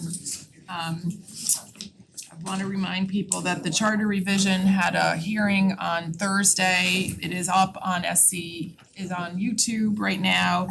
And I linked to the page because I think you can send in comments. Well, no, you may not be able to send in comments, but you can go to public audience at every meeting if you wanna weigh in. The budget schedule I included out there so that you can see how things are gonna happen in the schedule. I wanna announce that the Two Farms Village public hearing, you'll probably be saying these too, Mark, but the Board of Finance has scheduled the public hearing for 2/18/2025, so I'm sure we'll see Joan there. And I did link to the information in the to my report. Tonight, the Board of Selectmen will have an executive session to start the review process of our new town manager, Mark Nelson, who joined us in January of last year. And once we're done, it will move to public, where the public will hear and see the review that we finalized. Thank you to the annual presentations, and I just wanted to mention I'll be attending the Crosstown meeting on Wednesday. I think Mark's going too. And then Kerma has their annual meeting on Friday, and there's a Vision Zero CROG session on Thursday, I believe Tom's going. So those are the things that I have coming up this week, and I'm gonna turn it over to our town manager. Thanks, Wendy. Trying to do a little better, not duplicating things, so I think we've got this right. First off, on the PD side, Junior and Citizens Police Academy applications are live, and we're really excited about that. Please check out their Facebook page at facebook.com Simsbury CT Police Department for more information about the Junior and Citizens Police Academy. Officer Nick Goymond recently completed field training. That's the department's evaluation program, and is now assigned to the patrol division as a solo officer. Want to congratulate him. He joined our department last fall, you'll recall, after a few years with Hartford, I believe, Chief? Yes. And we're really excited. He's done extremely well. Wishing him the best as he takes on those duties. Really a thrill here, because we've got Tom Roy in the room, so I don't want to embarrass him. But on the public works side, want to announce that Tom Roy, our public works director and our engineer, recently became a member of the Incident Management Team Committee of the State of Connecticut's Division of Emergency Management and Homeland Security Advisory Council. Pretty cool. This council is tasked with protecting the people and property in the state of Connecticut from all types of natural and human-made disasters, and more importantly, fostering the regional collaboration that you need at those times, and a collaborative plan development, including resource and information sharing with neighbors, and we all know how important that coordination is. While serving on the committee, Tom and the others will be instrumental in making recommendations to the advisory council and to the Deputy Commissioner of Division of Statewide Emergency Telecommunications to help enhance and improve incident command in the use of the National Incident Management System from time to time. And I think, you know, as we see the raging fires in California and all of these things that our country is being impacted with, we're really proud of Tom's position, and we know how important that's gonna be, so congratulations. Quickly, Kristen at Social Services wanted me to make sure, and I think Franklin got this out to all the board members just earlier today, to save the date. We're hosting a ribbon cutting ceremony for our new food pantry, which is February 13th at 4 p.m. This will be posted tomorrow as well, but please join us as we celebrate the opening of the new food pantry at First Church of Simsbury, and again, that ribbon cutting is gonna be at 4 p.m. And then just very briefly this year, as I think Wendy you mentioned or alluded to earlier, April 19th marks 250 years since the start of Revolutionary War at the battles of Lexington and Concord. The Simsbury 250th Celebration Committee was established to celebrate the 250th anniversary of the signing of the Declaration of Independence on July 4th of 2026. And I've been asked to let the public know that they're seeking a volunteer to chair programs and events. Interested candidates, please contact Tony Braz, Vice Chair of our Zoning Commission and Simsbury Historical Society President, via email, and you can reach Tony through our office and the town manager's office. Go ahead and email Tom or I, and we'll make sure that he gets that recommendation, or hopefully you'll volunteer. That's all I have. Thanks, Chair. I wanna point out that Kevin Beal is our liaison to He is indeed. 250. Maybe he wants to be, no, I'm kidding, on that committee. Okay. Thanks, Wendy. Appreciate it. And I'm gonna start down with Kevin. Anybody have report? Nothing to report. Okay, good. Board of Ed is working on their budget. Last meeting was canceled, and so the next meeting is tomorrow, where they will be looking at the budget. Culture Parks and Recs, the camp registration opened and sold out within minutes for Camp Stuff to Do. Camp Adventure has some open spots, and Camp Blast to Do. They had 1,307 campers registered, and they have 490 on the wait list currently. And they handled some people who were not able to get in right away, but so I know we received a letter about that they handled it. And so other camps, soccer and tennis and things are gonna be opening up shortly. SIMPAC is addressing the handicap and accessible parking issues that they have historically run into. They do have a good plan that they would like to propose in place that would create a specific lot for accessible parking with shuttle service that they would pay for using carts to get people to the grounds. And they are close to fully funding and on CPR, there was also a quick update on the Terriffill pickleball courts. Aging and disability, there is currently an AARP 2025 Community Challenge grant that Mark, I have asked them to contact you that they would like to be applying for, as well as looking at some grants that should be opening shortly to fund Super Thursdays. And other than that, just for public safety there was a lot of cold weather protocol information that has gone out, and to remember to clear your hydrants if a hydrant is on your property. You got anything? Along that same vein, there's 52 days till spring. It's the best news I've had all day. Okay, same. I don't have anything today. Mark covered the place for me. Pardon me? You already covered the place. Okay, great, so we can move along. Let's see what the groundhog says. Is that right first? 51 days? 52. Okay. 41 till daylight savings time ends. Okay, first up, we are moving right to the PEG PISA grant. So this is a request from the library and to apply for the PEG PISA. I guess, I don't know if Lisa's talking to this, are you talking to this, Mark? Would somebody like to talk to this a little bit? Lisa can, I know we've had some email back and forth, but I'll defer to Lisa on it, Chair, if that's okay. Sure. I haven't seen the email back and forth, so I can't address that, but. Okay. So you have the grant application in front of you and the summary budget of the projects. One of them would be applying for the PC replacements that are part of the operating budget in this year's grant, and our 2024 PEG PISA grant actually paid for 3/4 of our PC replacements. So should we get this funding, it will pay for our 2025 PC replacements. Okay, and they're currently in the CNR? Are they? They're an operating transfer, I believe. Operating, okay, so that would just, okay. And then the next two projects are carryovers from last year because all of the municipalities and schools that applied got a much less than they had applied for.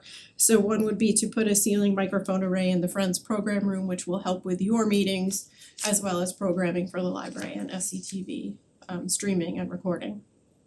And the other one is a project that we wanted to do when we originally did the Terriffill room, to orient the room so it could be used facing Hop Meadow Street, as well as the way it is oriented now, which gives people much more flexibility for meetings and programs. And then the fourth one would be wireless conferencing equipment in the conference rooms. Okay. Anybody have any questions on the grant?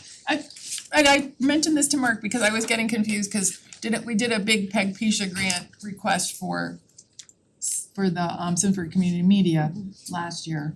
But those are a whole different set of requests. It's actually a different funding stream, yeah. Okay. And they were but didn't they include some of our facility improvements in that? Just to get my head back to it. Like HDMI connections. Yeah, and okay, everything. okay. For here. Okay. Everybody, The school also applies for PEG PISA funding as well and frequently benefit from it, but also didn't get the full request amount from what I understand. I have no concerns with the grant that's been presented here. I can't speak to the prioritization of it. I think the library's made a decision based on what their needs are, and having crystal clear quality of the first selectman's report when we're in the library will be be great, so I'm happy to support it. Okay. Thanks. So I'm gonna ask for a motion effective January 27th, 2025 to submit a grant application to the Public Utilities Regulatory Authority and to authorize Town Manager Mark Nelson, Library Director Lisa Michelli to execute the grant application. And if it's awarded, move to accept the grant and to authorize Town Manager Mark Nelson to execute all documents related to the grant and further move to appropriate the grant's funds and recommend said appropriation to the Board of Finance. So moved. Second. Any further discussion? All those in favor say aye. Aye. Okay. Thank you. Thank you. Okay, I'm gonna, so we're here tonight to talk about the capital budget, the CIP and CNR. To do this in advance of the full budget discussion on the 10th, which will also include this, but we will hopefully get some kinks out of it tonight. We have our finance director Amy Merriweather here and our budget director Melissa Appleby here to weigh in, but I am going to turn this over to Mark Nelson to kick things off.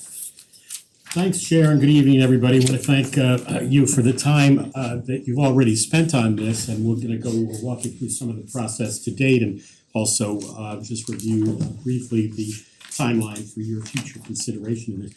Before we get into the budget, I just want to make a brief announcement which will be very timely, and because we've spent a little time already tonight both on the Main Street side and elsewhere, I think SBAA as well, on the issue of grants. And this board will remember that when I was first appointed town manager, one of our first priorities, in fact, as we looked at right sizing, staffing, maybe putting some new positions in, we were looking at the ability, the possibility of getting either a part-time or a full-time grant writer here at the town of Simsbury.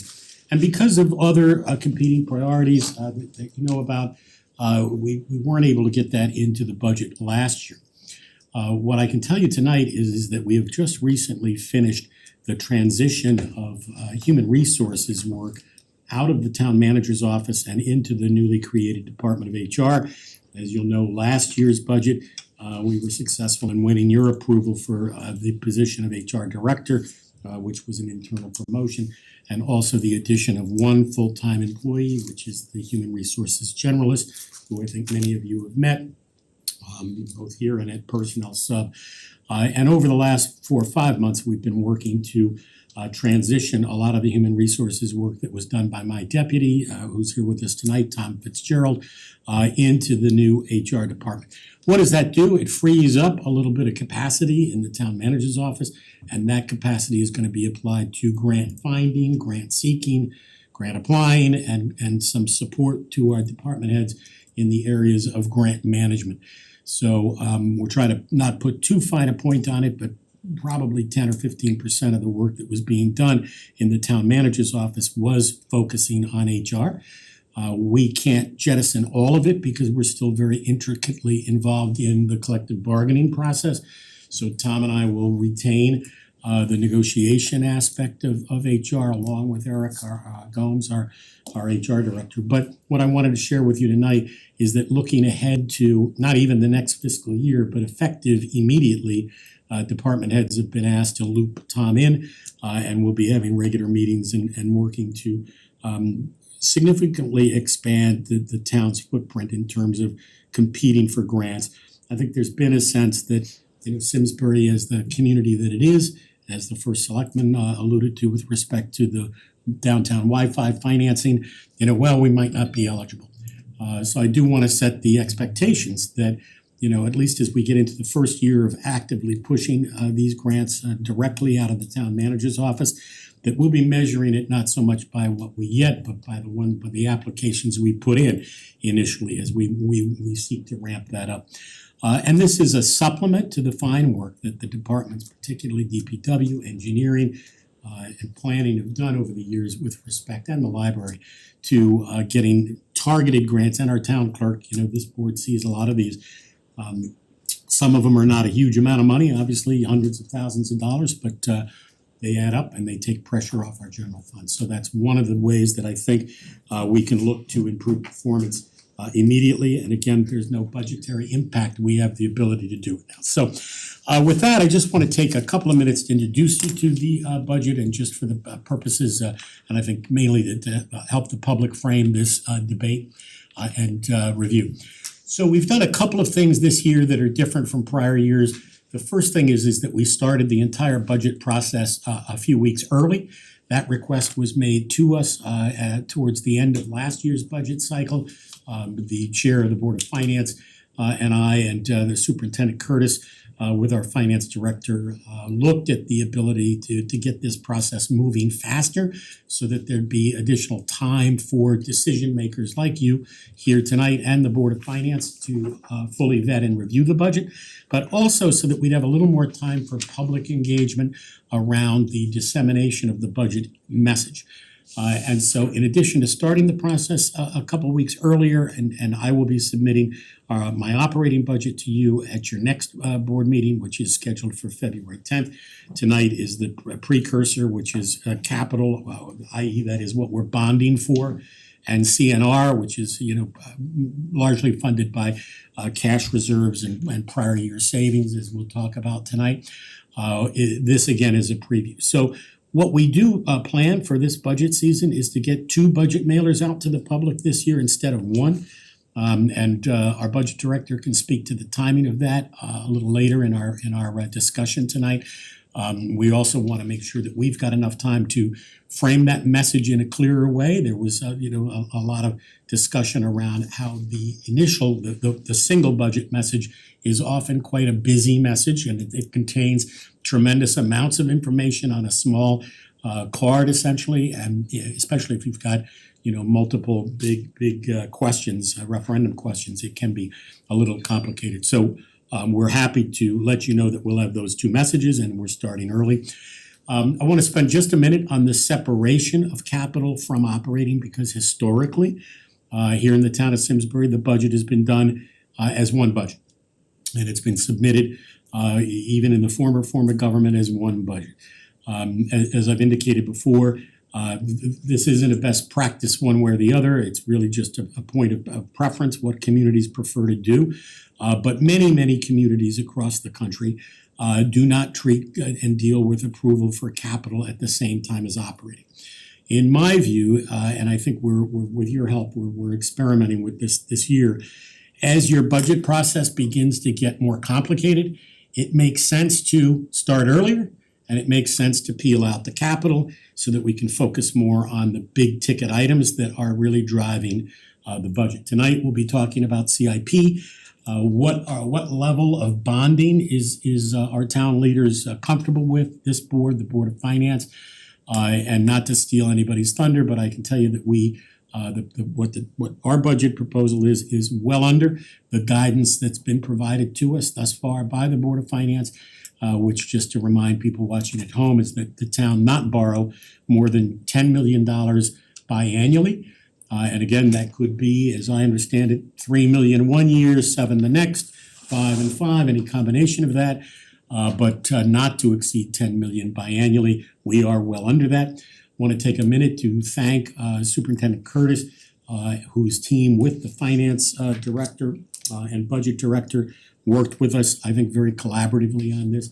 The cuts that were made, that both consolidated things and deferred things to future years where they could be, were decisions that I could not make on my own, and we were able to sit down and work particularly with Matt Curtis and his team on some of these, and they will be here, Board of Ed, talking about capital. We've invited them to join us at your next meeting, February 10th.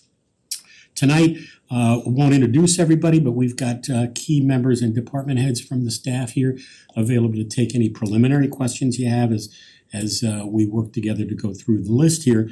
And then just want to indicate that the timeline which Wendy put up as part of her report is a pretty concise schedule of what is in front of you over the next couple months as you get further into the process. I think, first of all, from our point of view, we want you to know that department heads will be available at your meetings, not just tonight, but also on February 10th and again on February 24th.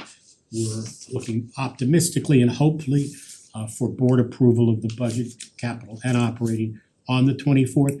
But because the Board of Finance scheduled date for this board to present its budget is not until March 11th, there is adequate time even after the 24th. So the first thing to make sure everybody understands is that this is not a rushed process. Staff started it a month ago.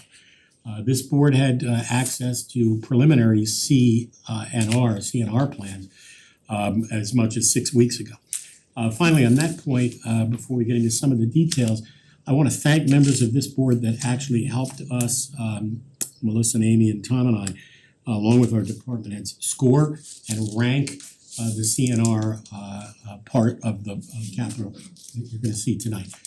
That was a big help to us to identify board members' priorities as we put this together. I hope that for all of you who did participate in that, you see some of the things that you would rank highly, particularly in the CNR plan that we'll talk about in a moment. And then we are gonna start with CIP, and I just wanted, before we get there, I wanna say that, as I mentioned, CIP is under BOF guidance, but CNR, which is also obviously a big number, is flat to last year. And so our challenge on the administrative side of budget preparation is to be as conservative, fiscally responsible as we can.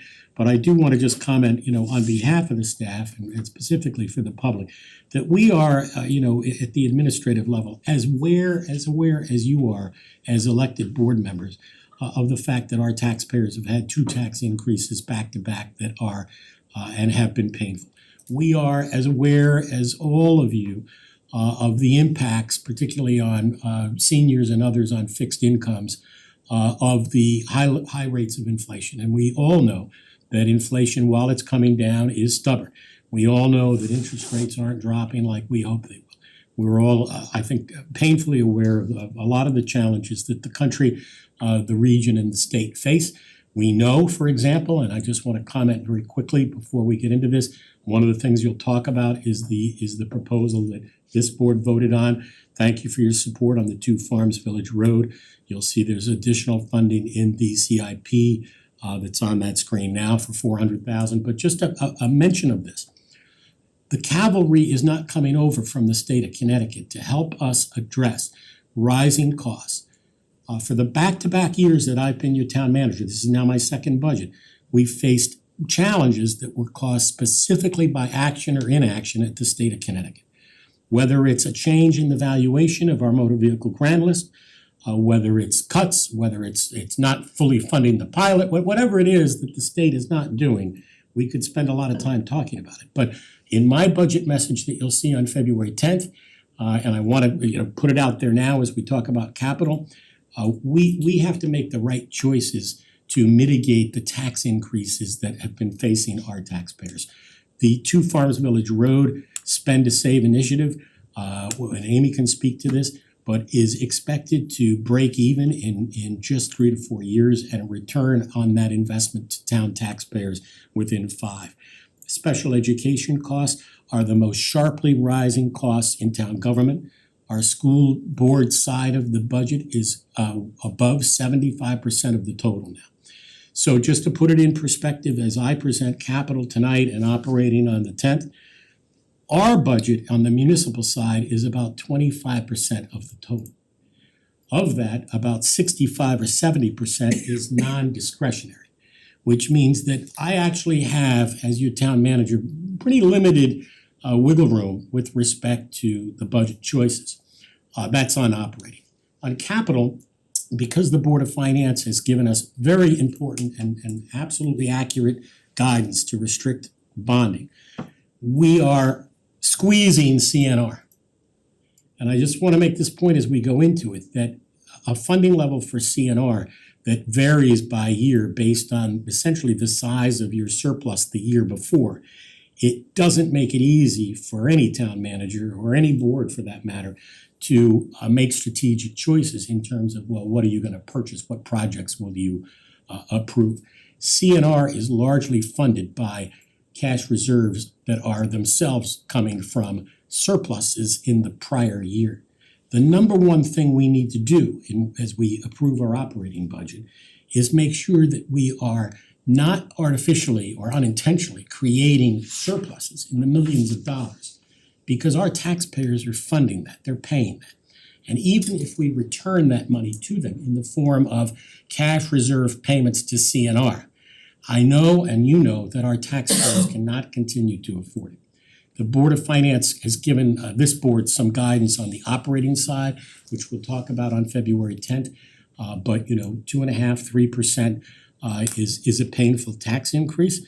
And I raise it tonight only because your choices on capital and CNR are really, really important. I will say this to our colleagues at around town government. The number one way to help your operating budget is to reduce your debt service costs. And that's why the Board of Finance gave us the guidance they did.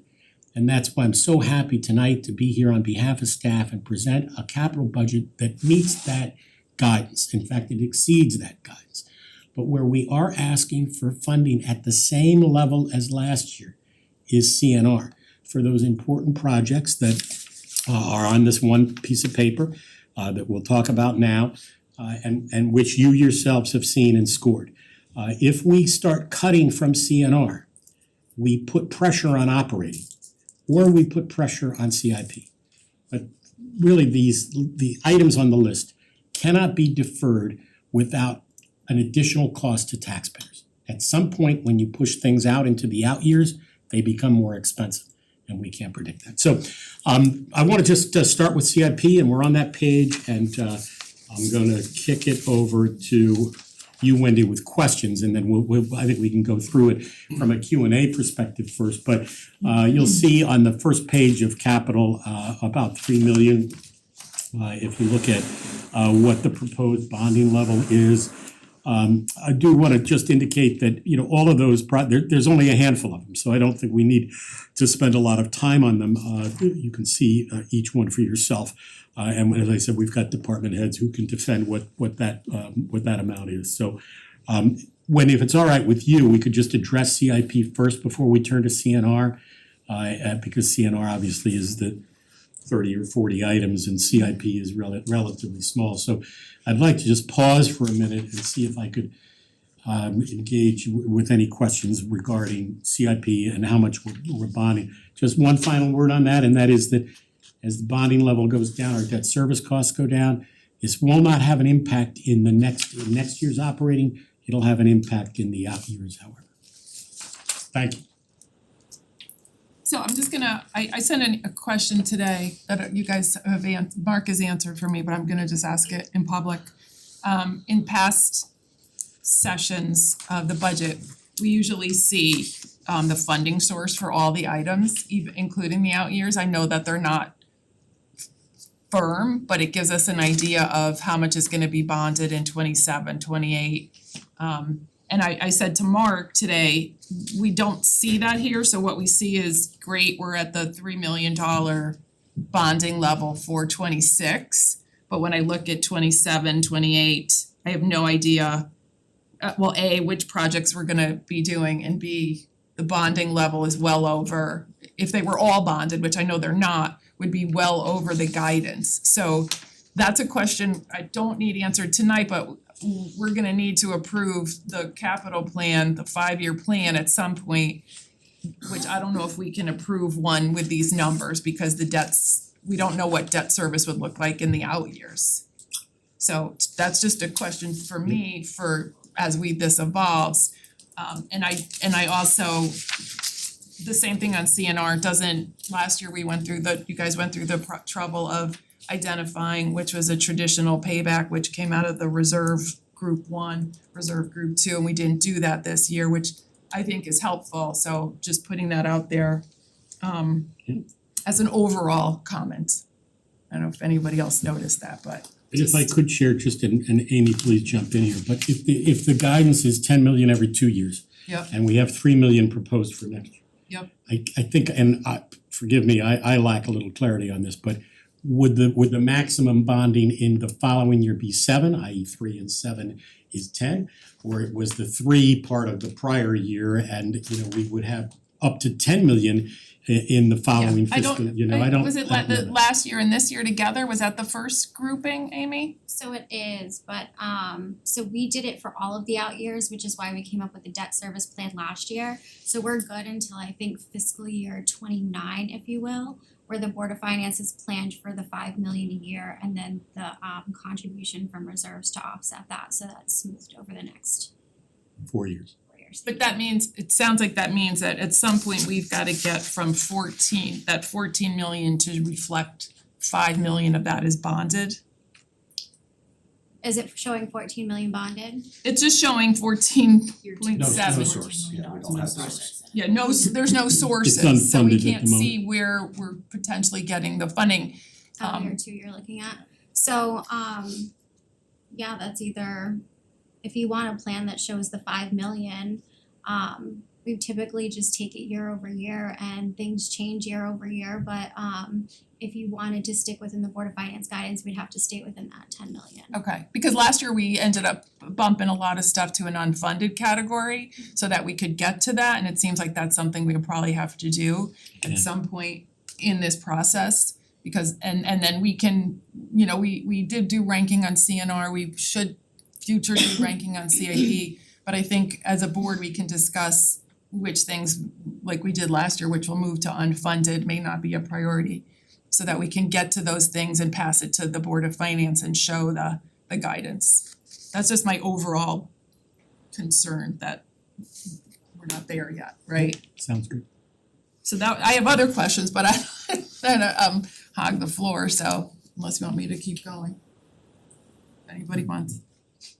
You can unless we're doing line by line. Well, I have questions, I'm here, I mean, I don't need to say.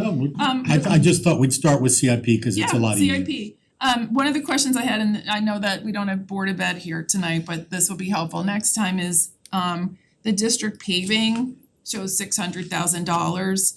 Last year, it said it was gonna be $350 in '26, so it's now up quite a bit. I would like to have somebody explain why the costs have gone up so much. And actually, I can answer that. So last year, you would have seen two separate projects on the plan. One was district paving and the other was, I think, painting and striping or something that it was called, and that was $250 maybe. So we basically combined the two projects because that's work that would be done together. So the idea was to, I think we added them together and took a little bit off to make that into one project. Okay. For the paving, sidewalks, and then the painting, line striping, all of that would go along with it. So just put that into one project. Okay. And then this is a random question with Tom Roy here. Why do we why do they do their own paving and we do our own paving from the municipal side? Why isn't there just paving? Okay. No answer, okay. That was the best answer I've ever had. I really, we'd be happy to help them if they have questions, if they wanna know how we do things, we've offered up in the past. Okay. I had a question for you, since you're here, and it was on, I had a question on the, again, Board of Ed question, if you guys wanna just give them a heads up. Last year, I remember specific discussions on the auditorium and amphitheater for quite a while. And we Jason wasn't here in the first meeting and then he came at the second, so we ended up funding $400,000. But if I look at the reports that Amy shared at the Board of Finance meeting, that has not started yet and it just shows a TBD date for that to be started. So because I think we all remember talking about that for a long time, I'd like to know why that project hasn't started and Jason can address that. Yeah, Jason can speak to that. I just hadn't had an update, that's why it says TBD. It's not necessarily that it hasn't been started, I just Okay. hadn't had an update. Okay, but he'll be here next time, so that would be great. This isn't on that list, I won't ask it, but the other question I raised is again, and this could be when we get into moving things to unfunded. We had the presentation from the Simsbury Soccer Club last week where they kind of included parking in their plan, but we have parking on our CIP for $500,000. I don't know if it's in this year or not. Curtis, yeah, it's in 27. So again, when we get to 27, so I'll try not to look at 27 yet. I guess I'll take that away so I don't take too much time. But you know, those and then, you know, explaining what the sports fields are for $2 million would be helpful in next week's meeting. And Wendy, I just a quick point, I'm not sure that we'll have the MOU ready on the soccer, but prior, I mean, I know we're not in terms of the timing, so we've gotta go with the budget that we have and we don't have a commitment from them, so I'm reluctant to move it out if it needs to be done, but Tom, I don't know if you wanna speak to that. Yeah, I mean, I think she was just asking about the high school project for $2 million, right? Well, first I asked about the Simsbury Soccer Club, the parking at Curtis. Oh, okay. Because I mean, we did an engineering study a few years ago for board members who weren't on the board at that time. That engineering study encompassed the parking situation at the Meadows and Curtis Park. The town chose to move forward with the Simsbury Meadows parking lot and finished that project, came out great. I submitted leaving it in that 27 year because we had already spent money on it. It was identified as a need in the 2020 Parks and Open Space Master Plan. And at the time we submitted, because everything came a little early this year and we submitted our capital and CNR budgets, the soccer project had not yet received any endorsements from the Culture, Parks and Recreation Commission or your board at that time, or the town manager's office at that time. So I left it in. Obviously, if they move forward, it would most likely go away unless this board or another board chooses to contribute toward that project. Okay. And these are not, it's not on the CIP, but it's questions from, we talked at one point that we would ask to be updated on projects from the prior year to make sure that we're doing those before we start funding new projects. So thank you to Amy who puts together this document that I think would be really helpful to our board. That goes to the Board of Finance and shows the status of all the projects, the capital projects, what's been started, what's been spent. And I'm gonna just call Tom Roy out because last year again, we remembered the discussions we had on the town hall rooftop units, right? And if you look at that report, that project hasn't been started. Okay, it didn't look financially, and then maybe the document, the numbers are out of you know, not as current as they should, but I'm gonna ask you. No, the town hall rooftop units, we waited until we were done with the elevator before we went into design of the rooftop units. Okay. Just in terms of staff availability, one, and how much construction could we have in this building at one time with the parking lot, the elevators. Okay. So that is probably gonna go out to bid in the next 2 weeks or so. I'm on the phone with mechanical engineers today. Okay, good answer. And then the other item, Tom, since you're here, is the memorial pool redesign. I guess we'll be focusing on that because the full amount shows in 2027, but last year we allocated $150,000 for a design study, and I don't think that's happened. And what did we Right, so we've met with the company last summer, actually, I think Diana was there and we had them present to the Culture, Parks and Recreation Commission, knowing that it probably wasn't gonna fit in this year's CIP budget, other priorities took place.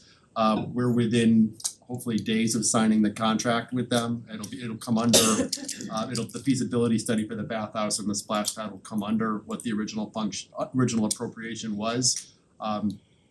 In best case scenario, once we get that, we come back to the board with as requested, a good, better, best design proposal for that splash pad. Certainly Tom Fitzgerald will be essential in helping us land a grant for some of that funding going forward with the work we've done. But once your board has chosen which path for us to choose, we'll go for the grant funding. That remaining of that $150,000 appropriation, that remaining money could be used for the actual architectural work. To move forward, and so that would lessen the appropriation going forward. Do I think we're gonna need that full $950? I don't. I also think there'll be some opportunity to work with the baseball and softball groups to partner with us to some level. Okay.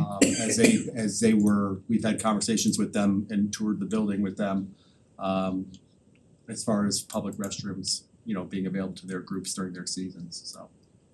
Okay. And then the only other thing I was gonna just mention is the pickleball courts.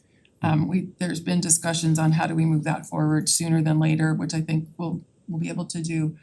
Because we can no longer wait for FEMA, if there is gonna be a FEMA in the future. So I think that's kind of where we are on that, but there will be news at some point, we'll be sharing information on where that's gonna go.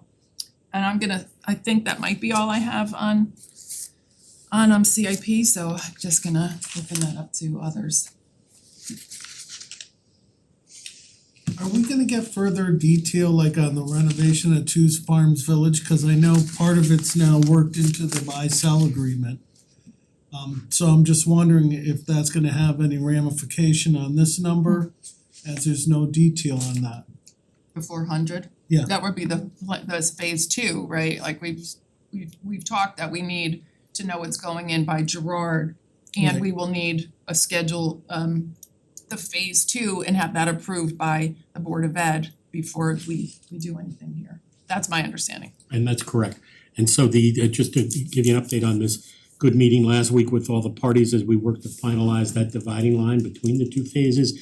But we were able for tonight, and we did notify the Board of Finance of this as well on the floor, that the 600 originally projected because of the changes to the elevators / lift and a couple of other things are down to 400. So we're still working on the demarcation, but for tonight's presentation, we're confident that it's 400. That does not increase the not to exceed price this board authorized previously. So it is a $200,000 savings to what was originally penciled in. So that's good news as we work to finalize those numbers. But wasn't some of the stuff that's now included in the buy-sell also factor into that 600? No, the primary savings driver was the elevator. That was not factored, it was not included in the phase 1 at all. There hasn't been anything moved between the line at all. It's just what was after the line, after the closing has been reduced. Question on highway pavement. Oh, I'm glad Tom's here for that one. So, one, what's the reason that it's not a steady cost each year? Well, this year it's such a high for 26 and then it kind of becomes a steady cost. And also, I remember last year, that's where we found some of our savings was in the, We gave 100,000 back last year. Yeah. She regrets it. I looked under my desk, I didn't have another 100,000. So long and short with the paving, we're looking to pave 10 miles. If we resurface 10 miles a year, that means we're on average looking at 17-year lifespan for an overlay. And that just keeps the roads in the same condition they are year over year, and it allows us to do it cost effectively. This year, that number doesn't get us the full 10 miles. We're gonna supplement we're hoping to negotiate a deal with Aquarian for some of the work that they did last year, and that will get us that differential that we need to get to the 10 miles. The other thing that we are doing, and we did some last year, is we are always looking at new techniques. One thing that having good roads affords us is the ability to sometimes do thin overlays, which lets us get more mileage for less dollars. It's a balance. Those thin overlays don't last 17 years, but the cost per year is sometimes better. So we've been experimenting with that. We had mixed results last year on West Mountain. There was a couple of challenges associated with a microburst. But everything is showing the cost is going up for the asphalt for the next couple of years. So we're, basically projecting what we see. I had a question on the sidewalks. I think you mentioned last time there's just one section left to do. There's in fact, hopefully within the next probably 6 weeks or so, we actually have an update on our sidewalk program. Our sidewalk program is also considered an ADA transition plan, so we need to make sure the board buys in every few years and we update our plan. And that prevents us from being subject to potential liability of not having ADA accessible sidewalks.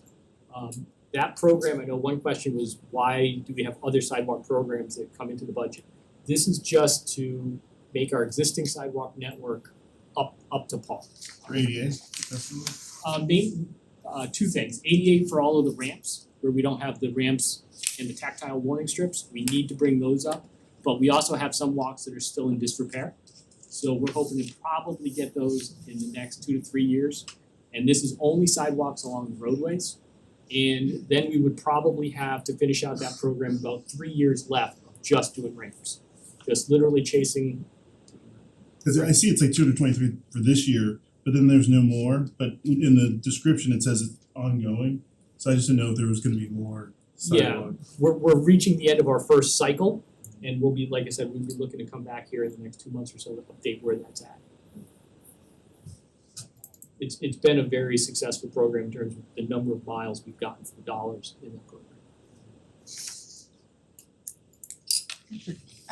One more quick question. Sure. So I just looked just to see where we were. Last year, it looked like we bonded around $5 million, right? It was a little more. I just pulled up last year's, maybe it's a different, it was a little less, but it says whatever, 4.84. And then if this year we're doing 3 million, I guess as we continue, will it be better if we get to the 10 in these 2 years and see if there's a project that is more important to move up and then do the 10 and the 5 and 5 in the next 2 years?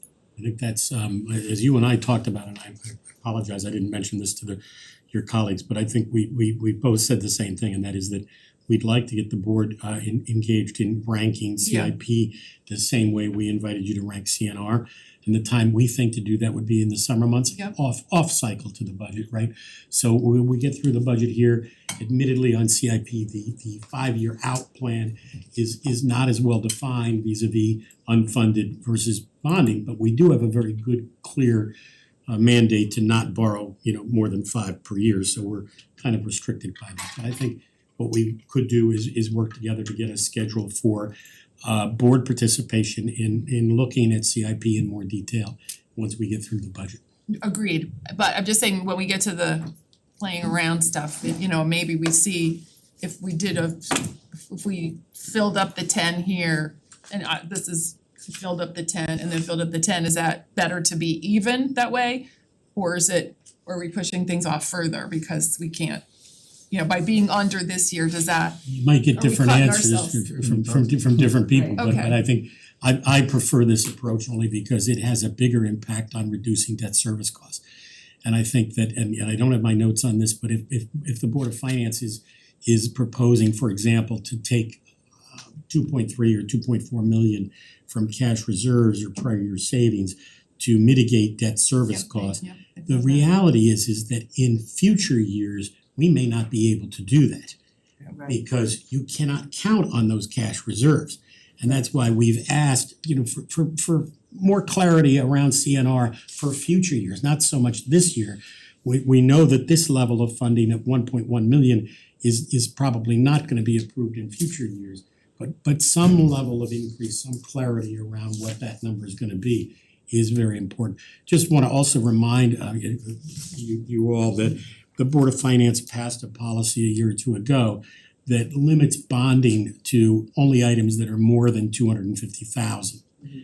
Now, my experience has been that you could get to a higher threshold by pooling certain things and coming up with, you need 2 cars and a truck and it's over 250 and you bond for it.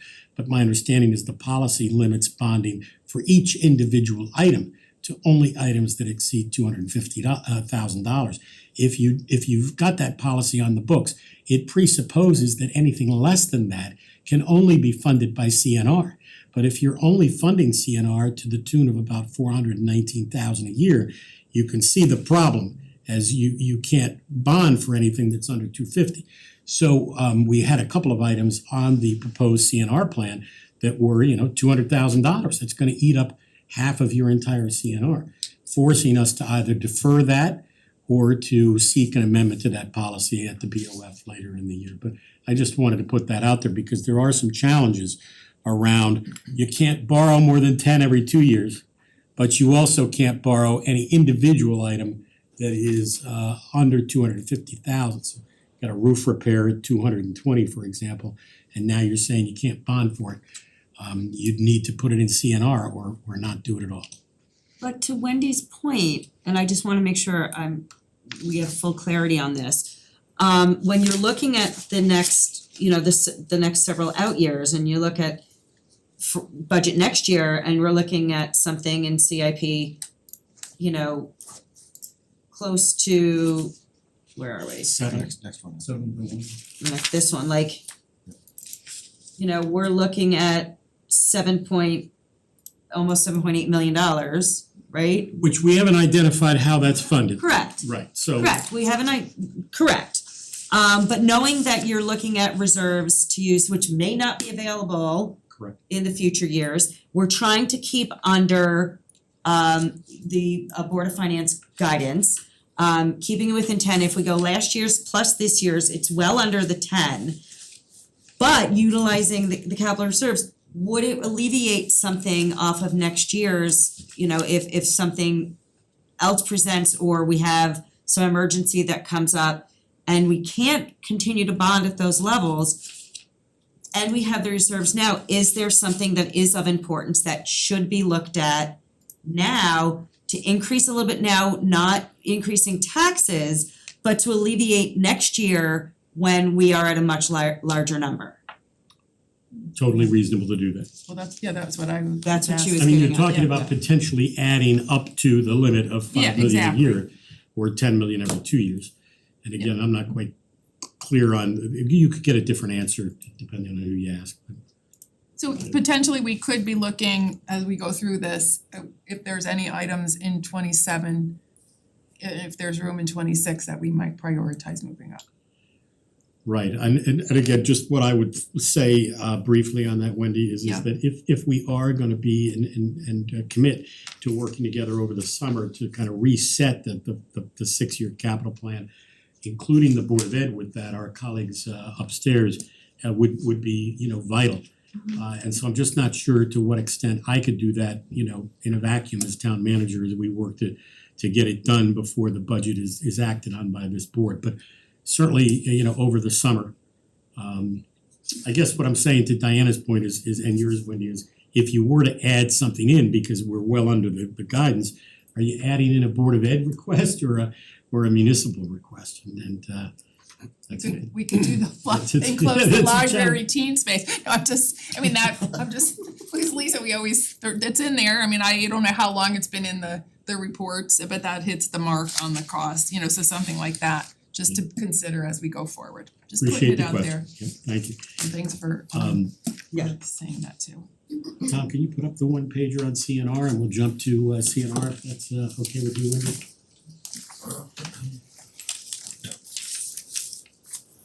So while that's happening, we've talked about the out years.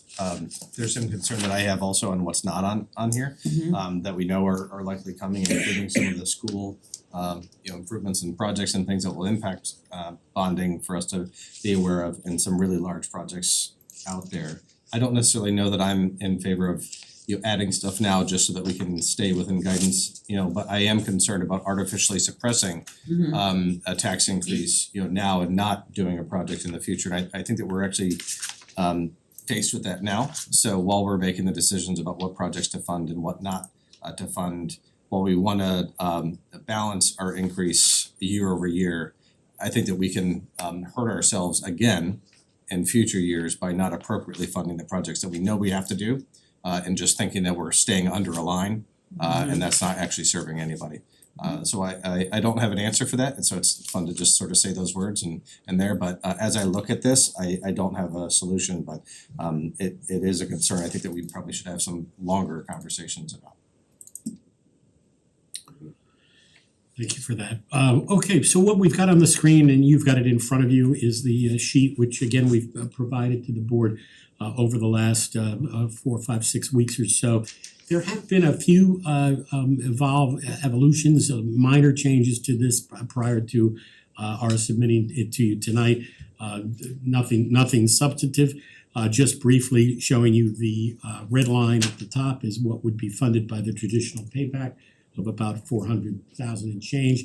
The green line includes items that would set the funding level approximately very close to what was approved last year and would therefore keep us flat year over year vis-a-vis what we're spending on CNR.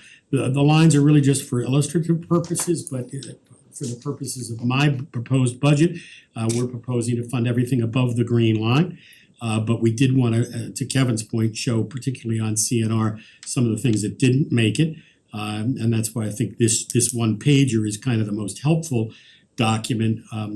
as we take your questions on any of these items, we can staff can pull up the background the detail that is in your packets relative to any of these, many of which I think you've seen before. So again, I'll throw it back to you for questions, and staff is on hand. I think we've got everybody here who's defending any of the CNR requests. So and again, we'll be here as well for more in-depth questions on the 10th. So that you'll be able to compare this to the operating budget and see the impact of some of the CNR choices that we've made, and their impact on the reduced bonding levels. Now I'll throw it back to you, Wayne. Well, I hogged the last one, so I have questions, but I'm gonna see who wants to ask Can you make that questions. any bigger for the people at home? Thank you. And for me. The only thing I will say is we've been told that for this budget cycle, the traditional payback is going to remain at 416. So if you look at to me, I look at that yellow line and I just include it as money out of reserves, right? If Well, the green line is the yellow The line, yellow the yellow was just to was to represent. the yellow was if we went up to the higher estimated payback, right? Correct. So what I'm saying is just look at it as another 300 something out of reserves if the Board of Finance has said they're not going to change that guidance, right? So It's a part of the green though, it's part of the part of total. the, yes, I'm saying part of the green, agreed, but Everything above the red is the only thing you're saying that's for certain, because that's the 416 the red on up, correct? Right, so we should make sure that we agree with those, right? Cause those are a given for. I think the Board of Finance has signaled some willingness to use reserves. Oh, I agreed, Okay. I believe we'll use, but we know that anything above the red is good to go, right, for sure. And If you agree with it, yes. well, that's what I'm saying, and so we've all had an opportunity to weigh in on those and have ranked those, and you know, I see some of my highly ranked ones in there, and I'm assuming the people who ranked it too. And included in the rankings were other projects that we were told they were staff priorities also. So you know, I don't know if I'm asking any questions on them tonight, but you know, to get this list, so I'm looking at this list as in order, that's how I look at this That's list. correct. If I numbered these are the projects in order based on Within each group. Board of Selectmen ranking and staff priorities. This is the agreed list, right? So Can we ask questions? yeah, line ask by line? questions, Alright, go. George, you're first up. Zoning regulations, we're in the fourth year, I believe, of $50,000 per year. Is that still a solid number, or can we fine tune that at all and do any of it in-house? Did I Okay. blow you away? What were you reading? So two different topics, Okay, right? The 50,000 that we have programmed for out years, 50,000 a year. right. We're actually not asking for that this year. We cut that. No, you're talking about the network planning versus the zoning So regulations. that is, so those are the Regulations update. the zoning regulations are different than the 50,000. Those were for area planning studies, of which we're in the middle of the Tarryville one right now. Right. The zoning regulation update, I came last year and explained that we were gonna ask for $120,000 over a 2-year period and then begin the project at the end of the second year. So last year you funded $75,000. Right. We are asking this year for 50 to get to the 120 and then begin the project.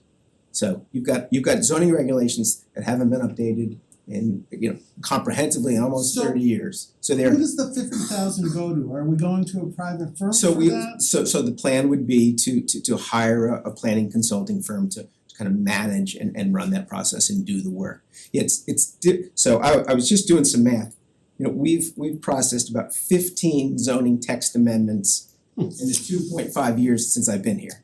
And those are fixes to ADUs and group homes and public notice and flood, and so there are dozens and dozens and dozens more that are really necessary. And so it's just too inefficient for staff to do that in-house.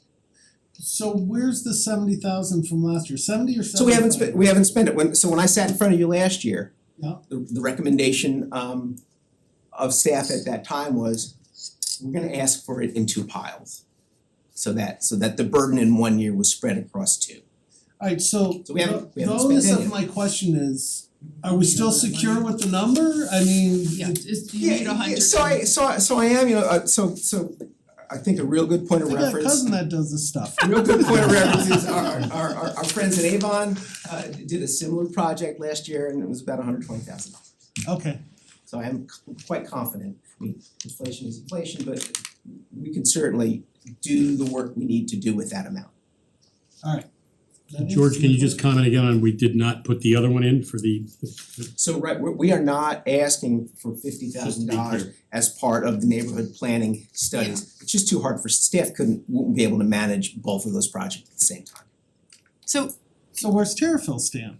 No, so that's funded, we're good on Good Terrifil, on that's funded, we're in the middle of that, we're about 90 days away from being complete. Okay. we're gonna ask for a presentation to the board Please, because we ready to help go. fund. We're ready. So you've done the 3 years of 50, is this last year was the last year of that? Cause that was what we initially funded.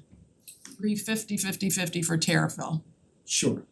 So did, okay, or did you not need the 50 this year and that's why it's not on here? That's correct, That's correct. Okay, so it's really 50 and 50 and nothing, okay, that's right. yeah, 100, Terrifil's gonna end up being, cheaper, Terrifil's gonna end up being well under 100,000 to okay. do that. What is that the entire- next neighborhood that you're going to be looking at? So the zoning commission, I expect the zoning commission will have that conversation the After. planning commission Yeah. will have that conversation after we're done with Terrifil as part of really FY 27, Yeah, that's where I was getting, 28 like, so budget would it cycle. be, And- yeah, And would I, it be, what I'm gonna say is, I think that will have to be a board decision next year if we wanna fund the next right, I neighborhood think we would come project, back with because a we budget haven't, request, the exactly, Terrifil yeah. one was a policy decision, so we Right. would have to come back here for the Right. next one. Yeah, we would come back with a request Yeah, for the okay. budget, Yep, yep. and have that, conversation about that. that's where I was going with that, thank you. I have a question on, cause I found this when we were doing the CNR prioritizing. How did you end up prioritizing vehicles? Because I found I kind of had them somewhat lumped together in mind because I didn't know which was more important than another. Depends on the department head you're asking. Right. I'll ask for a little help on this one, Melissa, because I'm Yeah, I not, think when you all went through the ranking exercise, the municipal fleet replacement program was still showing in CNR. Yeah. We have since pulled that out and it will be proposed to be funded through operating under general government. So if that's what you're referring to, that's no longer on this list for Okay. CNR. Okay, so you just moved them out, okay. But I think, and I brought this up, because it's recurring.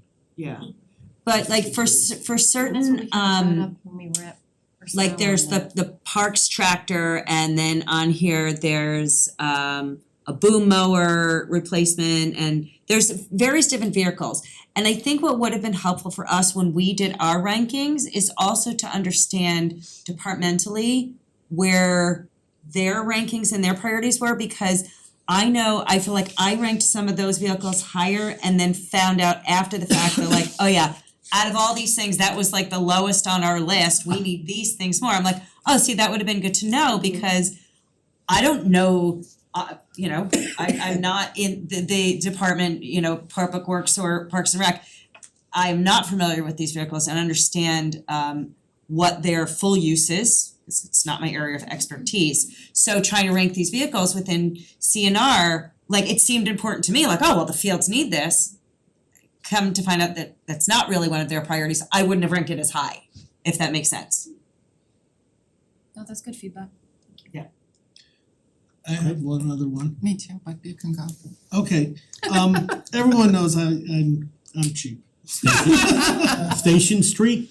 No, No, I was just- honestly, and it's an increase that I've talked with Tom, but I'm big on spend to save, as many of our departments are.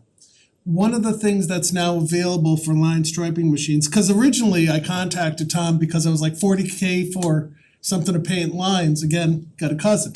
But Get it. once we did some research, or rather Tom did research, there's now a robotic machine that is Mac Daddy at approximately $50,000. It is GPS controlled as many pieces of construction equipment are. It yields more accurate and straighter lines. It's unmanned, so Orlando, I think, suggested we could save about $3,000 a year. Potentially up to Give or take, $3,000 nothing a year committal. in paint, because you're getting a better paint job that'll last a little bit longer, so you don't have to put it down as thick. Right. Additionally, the one person that goes out could put the liner on the field and go mow the field next to it while that thing is mowing, or while that thing is lining. So it's a spend to save, but there's also, our line striping machine isn't limited to one per park per se, if I'm not mistaken. You move it around, yeah. So it has great exposure. And one of the things that this new robotic machine does is it does the town logo in the center of the field, like real teams, professional teams. It's just got an incredible range of ability, and for $10,000 more and the opportunity to spend to save, I'd like to suggest that's actually bumped to a $50,000 request, which I have never suggested anything Well, and be would this, increased. would this then save us in the out years, because if, other than like the cost of paint, like you were utilizing this again next year, we're not buying a new machine next year, correct? It'd be 3.25 years payback. Okay. Well, I love the idea, so Yes, Tom? make it so. I wanna play let's make a deal with Steve. Okay. No to everything else. No, actually, it's good news. I actually went back to the vendor this morning and got the quote down to 45. Good. I don't know that that's the same machine that's gonna paint the logo, but it'll do everything else and is that we asked it to do. He wants the That's logo. what I do, honestly, it's an image for our town, we talk about turf fields, this to me, I mean, turf fields are important too, but I think it projects a quality image that represents a large populace of Simsbury. But see, the question for you is, this has been around for 12 years. The new one that you're suggesting, does it have a history that it could last 12 years? So that's a good question. Steve asked the same thing. The technology is still fairly recent. I mean, it's been in use in a couple of, other parts of the country for probably 8 to 10 years, and those machines are still working. I was telling Selectman Antonio that our backup unit right now is a 30-year-old unit. It's getting very difficult to get parts for, and the frontline unit is, typically, you have a equipment rotation, that would become our backup unit. What the 2012 would. So if one of those machines goes down, we still have to do the work. It's if fields still have to get lined for weekend games or whatever, you don't have the choice of not having that equipment. So that's why we do maintain a backup. So we would take the 30-year-old one out of service and primarily use the robot one as the frontline unit in most of the fields.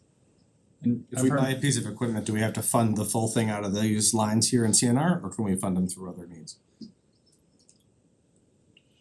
Something costs more. If the board wants us to work that in, we can work it in, we'll figure it out. It's 10,000 more, Steve, roughly? Apparently 5,000 now. Well. If we wait till tomorrow, it could be 3. I appreciate where Steve's going, and I think there's actually some strategy that we could maybe help with if we have, knowledge and resources. I don't know that I'm prepared to start talking about increasing lines here. I was coming from a different perspective, Steve, to with respect to, and I wanna go where you're going on this. But I think that if we can stay here within some reasonable numbers, and then, staff is able to come to us with bona fide proposals and they're close, and honestly, that difference in a variable across an entire budget, I think we could find to fund the better piece of equipment and make the case for it, without having to go higher here. But I appreciate you doing the background in there. I think you could put a spray paint can out the back of the Model 3 though, maybe, and put it on autopilot. Maybe do the same thing. But to your point, I think if we could take an additional 10 in capital reserves or something and throw it at it, so it's keeping the CNR numbers at the same. I think that there's probably a way for us to do that. That's where I'm at. I think that there's a way that we can get these things funded, as well as get a little bit closer on what seems like some pretty large round numbers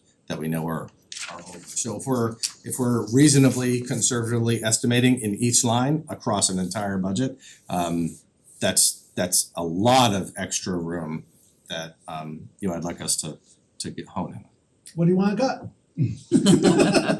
Well, one more question for you. If we had the presentation from the soccer club, so the soccer club comes in and it's a lot of money they have to come up with, but those fields won't need to be painted. The 2 turf fields will not need to be painted. Right, so that the high school wouldn't be painted, so we'd be down to just Memorial Park. Well, Memorial, Henry James, Weetag, the remaining fields at Curtis, Latimer Lane, Squadron Line. Oh, so they're so cool. Yeah, but we maintain 30 to 40 fields in the spring. It's pretty busy. The town of Cheshire's used the robotic machine and they've all had good reviews of it as well. Do they have their towns? I can ask if they have the town seal, but Ask them if we can borrow it for a month or so. Test drive it. Test drive it. We'll look into it, Chair. I have a general question, and I'm going back to the list that On the screen, yeah. well, the list before that where we had board of selectmen and staff priorities. If you go to starting with, I think it's the Wi-Fi, how did those make it into the green line? The ones pardon me? So the original list had priorities from us and staff up to, I can't read this line here, but I think it was the pickup truck. And then the rest didn't really say anything. How did those become in the green line versus the other ones? That was in my office in consultation with the department head that they made it. You know, as we were ranking, our priority was your priority first, and then the staff priorities were folded into them. If staff priority items fell below the green line, we had another conversation about how we might be able to get it in, whether we needed to do that or not. What we were trying to do was not bump a board priority. And while we did have to move, I think, board priorities below the red line, we did not move any below the green line. So if the funding level is the green line, I think the board is pretty much assured of getting all its priorities. Some of the staff priorities were, I made a decision not to put them above the green line, but where we could, we did. I think our main priority, Wendy, was, as I said at the top, do not exceed the level of funding from last year. Right, and we don't know yet if that's gonna be an acceptable level of funding, so that's why I'm saying, you know, if we have to stop somewhere or move the line up somewhere, how did some of these get in here? And that's where I was kind of going with that. I was gonna zero in on some IT items, so I'm glad Rick's here. So Rick or Tom, the security camera infrastructure equipment, we're asking for $48,000 this year. If I look at Amy's report from the Board of Finance, it looks like we budgeted $38,000 last year that hasn't been used yet. So that gives us, is the plan to do it, to build it up to do it? Or is that's, I'm trying to understand that. So really the two key facilities right now, the library and public works, they have the most legacy systems out there. And to do that overhaul, they're still on coax cabling, which we don't use anymore. But the really expensive piece to the whole thing are the DVRs, retention periods that we need to adhere to some security protocols that are around. So those are the biggest pieces of it. So how we're gonna attack it, and in the past, the video surveillance, it really didn't fall under me, but now it's falling under me. And my plan is to really centralize everything, come back to town hall. So then the law enforcement folks, if they have to get involved, or the common person doesn't get involved, it's all law enforcement with their case. They have all the tools, they have all the cameras, they have all the DVRs. So that's playing underneath this as well. The infrastructure that we use though, we invested in that years ago when we got our fiber down Hot Meadow Street out to Town Forest. So that's not even in here, we're already using that stuff.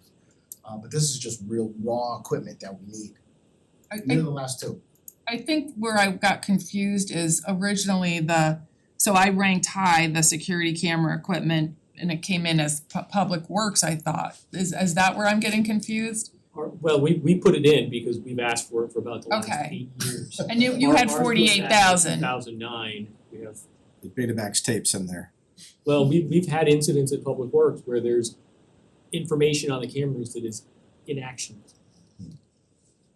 So the 48 item here, it's under IT, but it's really for the public works.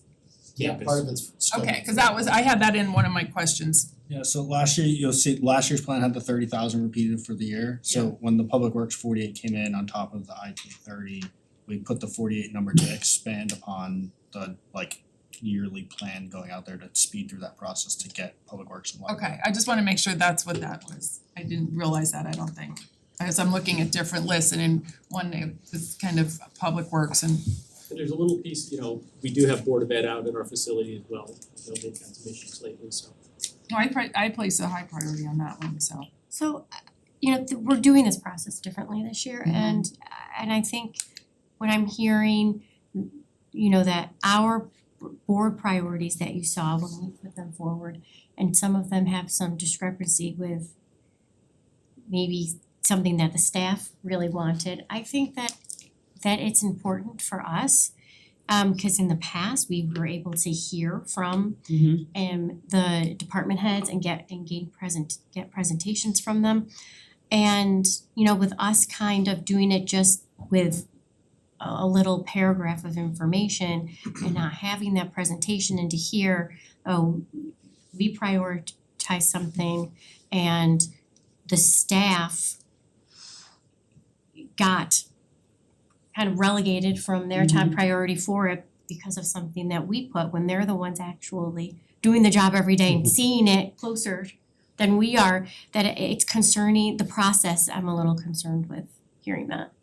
Yeah, I appreciate it. I think, and it's great feedback. I think if we had clarity around the level of funding, then we might have been able to avoid this. I think that from my perspective, our priority as we put the budget together is to learn first what the board priorities are in terms of service levels, the quality of the roads, all of the things that are important to you as policymakers shape our decisions. From a department perspective, there's a host of asks, and every year there's a host of asks. And as part of our effort to constrain that, because we have to, there's two ways to constrain it. We can have them come to this board and defend everything, and you can make those choices. And that would be a lengthy process, considering that we, as Wendy pointed out, we only know the items above the red line, those 7 items are gonna be funded, right? So it's a reward for the amount of work and effort. Whereas if we learn first from the board what your priorities are, and we try to shape that and make sure that the items above the red line are not controversial at all.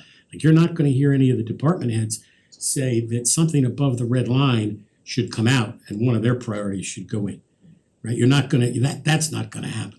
But what we wanted to illustrate was the difficulty in satisfying the very real needs that department heads have as they represent their constituencies, their workers, their resources. They're all great advocates for what they need.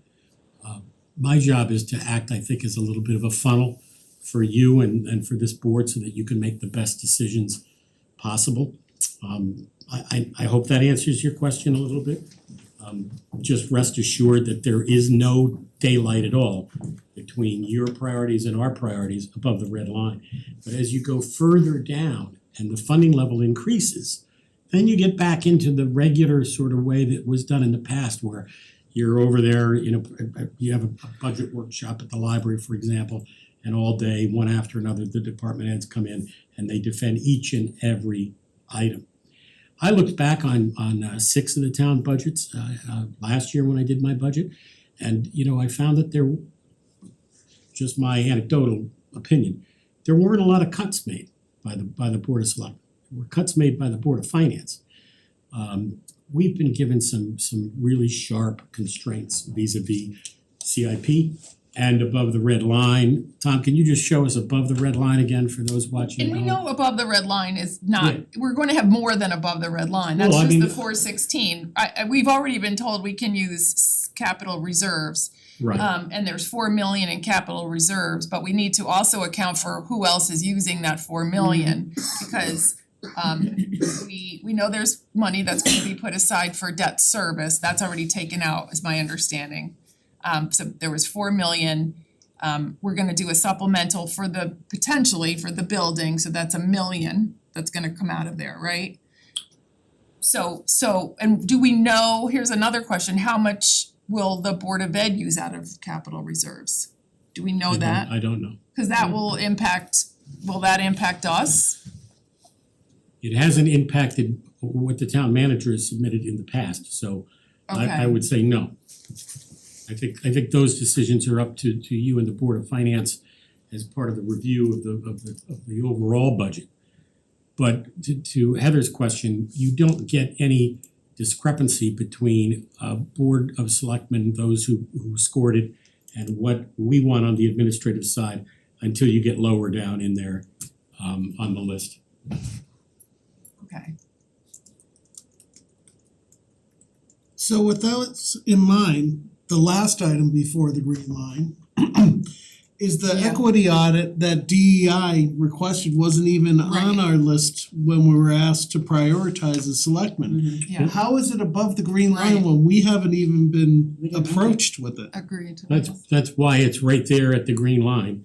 And as I said at the top, Steve, there's a few things that this evolved from when it was presented. I mean, one of the things is, just to be clear, when you roll out a draft, 6 weeks ahead of time and you get a lot of people involved early in the process, there are gonna be some changes. You've just highlighted one. You're absolutely right. It wasn't in the earlier ones, but it's in my final proposal for discussion. I think there were one or two other things as well that changed over that period of time. I don't think it changed much as a total package since we first put it out in draft form more than a month ago. Yeah, you took out I'm sorry, I was gonna say the Station Street was a really high number, that got moved to a grant, I believe, a big chunk of that. And then those two big project items like the 200, the roofs and stuff, I think you moved to Yeah. CIP because those were just busting the bank Yeah. of CNR. And Yeah. so those were moved, and the equity audit was just a new entry that none of us ranked or included at all, so I guess there at some point, we've gotta make sure that we're in agreement on this list, right? Well, Wendy, if I could, to Kevin's point, there is a value, I think, in looking at a few of the things that didn't make it on. And maybe starting, I'd recommend, maybe at your next board meeting, look at those roofs. You've got Tom here. I mean, if anybody's gonna tell you about the roofs, it's Mr. Roy. And they didn't make it on here because they really in my view, they needed to be on CIP. But they don't meet the threshold for bonding. But you're right, we took them out. As a result of that, we had some more wiggle room above the green line. It is a fair assessment on the part of the board to question that decision vis-a-vis the roof. That's, Tom, was that Eno? We have issues at the roof on actually all three of our major buildings, so different And- levels of concern, different levels of repair versus replace. I mean, if I had any concerns about what I proposed, it would be along those lines, because you're taking out a couple big items. I don't see any choice in doing it, but that's your review to take a look at that, and if you put one back in CNR because it's not big enough to cover for the bonding, then it That we're gonna cut a bunch of you're CNR gonna cut a bunch items. of stuff there, that's Well, I guess the question is, if we can't via policy put it in CIP, then it's gonna have to come back here, rather than be cut. Our hope was Correct. that the Board of Finance would reconsider or review their policy about the But that's still an outstanding question, right?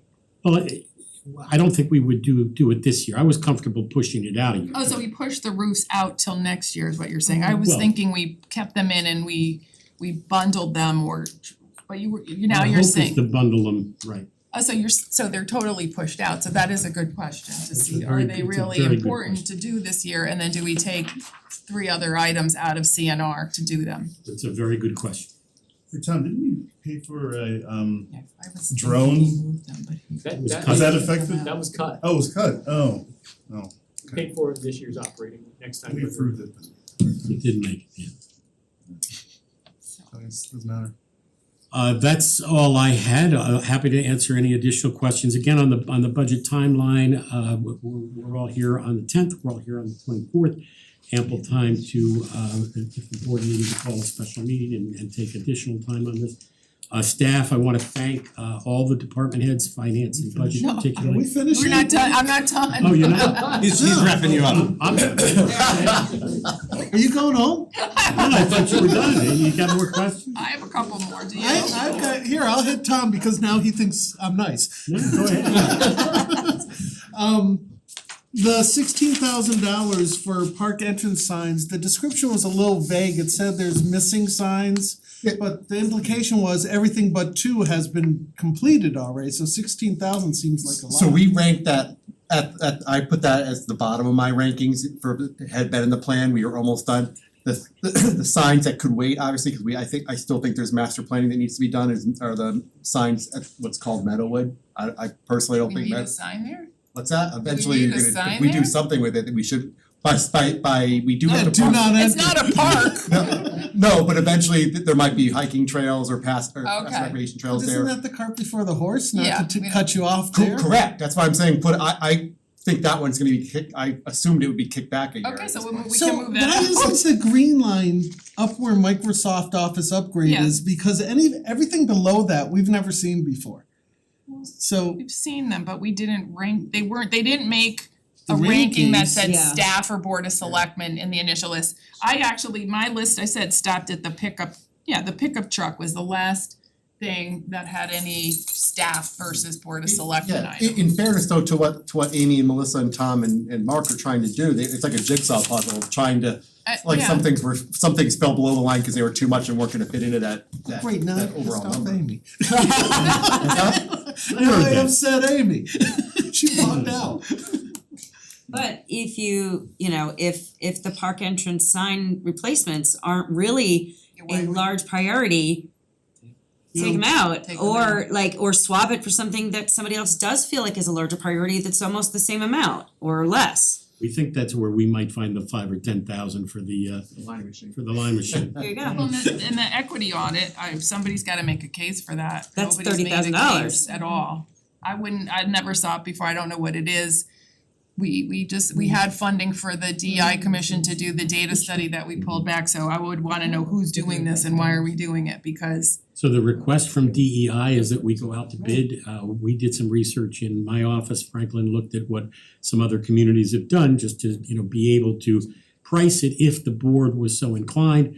And the number was between 25 and 35,000, so we penciled that in to evoke the discussion. It should be a board decision as to whether or not you wanted to do this. It's very low on our list of priorities, but it's been requested by DEI. As far as the data study goes, we terminated that study. Got out of that contract, terminated the contract, and no actionable items came out of the work that was done by the data study previously. So everything I know about it. It's just a proposal. okay, so that's another, could be on the chopping block. I mean, it sounds like there are things that we could take out of here, and I don't know when we're gonna do that, but I had a technical question on the Microsoft Office. I know that there's basically it's a service fees now, everything's SaaS and all that. Or can you help me about Yeah, what the Kevin. actual tangible upgrade is? Yeah, so in the past, what we used to do is do perpetual licensing for the whole fleet. So that would come up, split it up 2 years. Right. We buy our licenses and then we run it till it dies. So we're sitting at 2019 right now. Yep. Where you got 21 hanging out there. So this has been on there, so this is the first year, Melissa, of 2, right? And we're gonna update the fleet to the newest version. So it's not a 365 solution, or is it? No, but we did talk about that in the budget talks is, where's that fine line of what we're doing, cause we see it once in operating and then we Yep. don't see it again for 7 years, right? Or we just throw it in operating, go to 365. And that it's kinda like the same in a way, but it's hitting operating right off the bat. Okay. So it's That's you just a would see, so decision if of we- whether or not you wanna pay for it in the operating budget on an annual basis, or if we do it this way, which is you fund a big chunk at once and then run it till it's end of life and Yeah. do it all over again, so. I know that tends to be the way that a lot of organizations are going from but I can't speak to the technical benefits of whether or not it's better. But there's software availability on a 365 solution, and I don't know the government price lists and all that either. So I was just wondering why it was on here instead of in operating for that exact reason, and so. No, we didn't make that jump yet, but Okay. that's, we did talk about that. It might be, so I guess I'm not making an ask to go to 365, but if it's still a question about whether or not we wanna do it, the time to have that conversation is before we upgrade, all the fleet and move toward another, perpetual license solution, so unless you feel like that's the best solution is to not do that and not go to the 365, Well, I think there's time that we'd have to get some people involved in that. Okay. Like the IT task force would be one to vet it on as well. Are there any- But if you guys were, just to put my hand out there, cause I heard it a couple times, is that that's something that could survive, push back one more year. It's not really gonna hurt us too much. But we would have to make that decision, like you're saying, Kev. Yep. And next turn around is that if we do flip it, that you'll see the operating expense if we go to 365. Are there any reasons like the software I do, it's perpetual, so it's always updating every quarter to the newest version. Yep. So you're always getting the latest version, but some companies don't like it because they're not ready for it, so their computers aren't ready, it automatically changes. Is there any reason, like government wise, that you couldn't be on 365, you'll get newer versions as they come out and you're just constantly dealing with the latest version? Is there any reason why you wouldn't be able to support it? Government reason why you couldn't?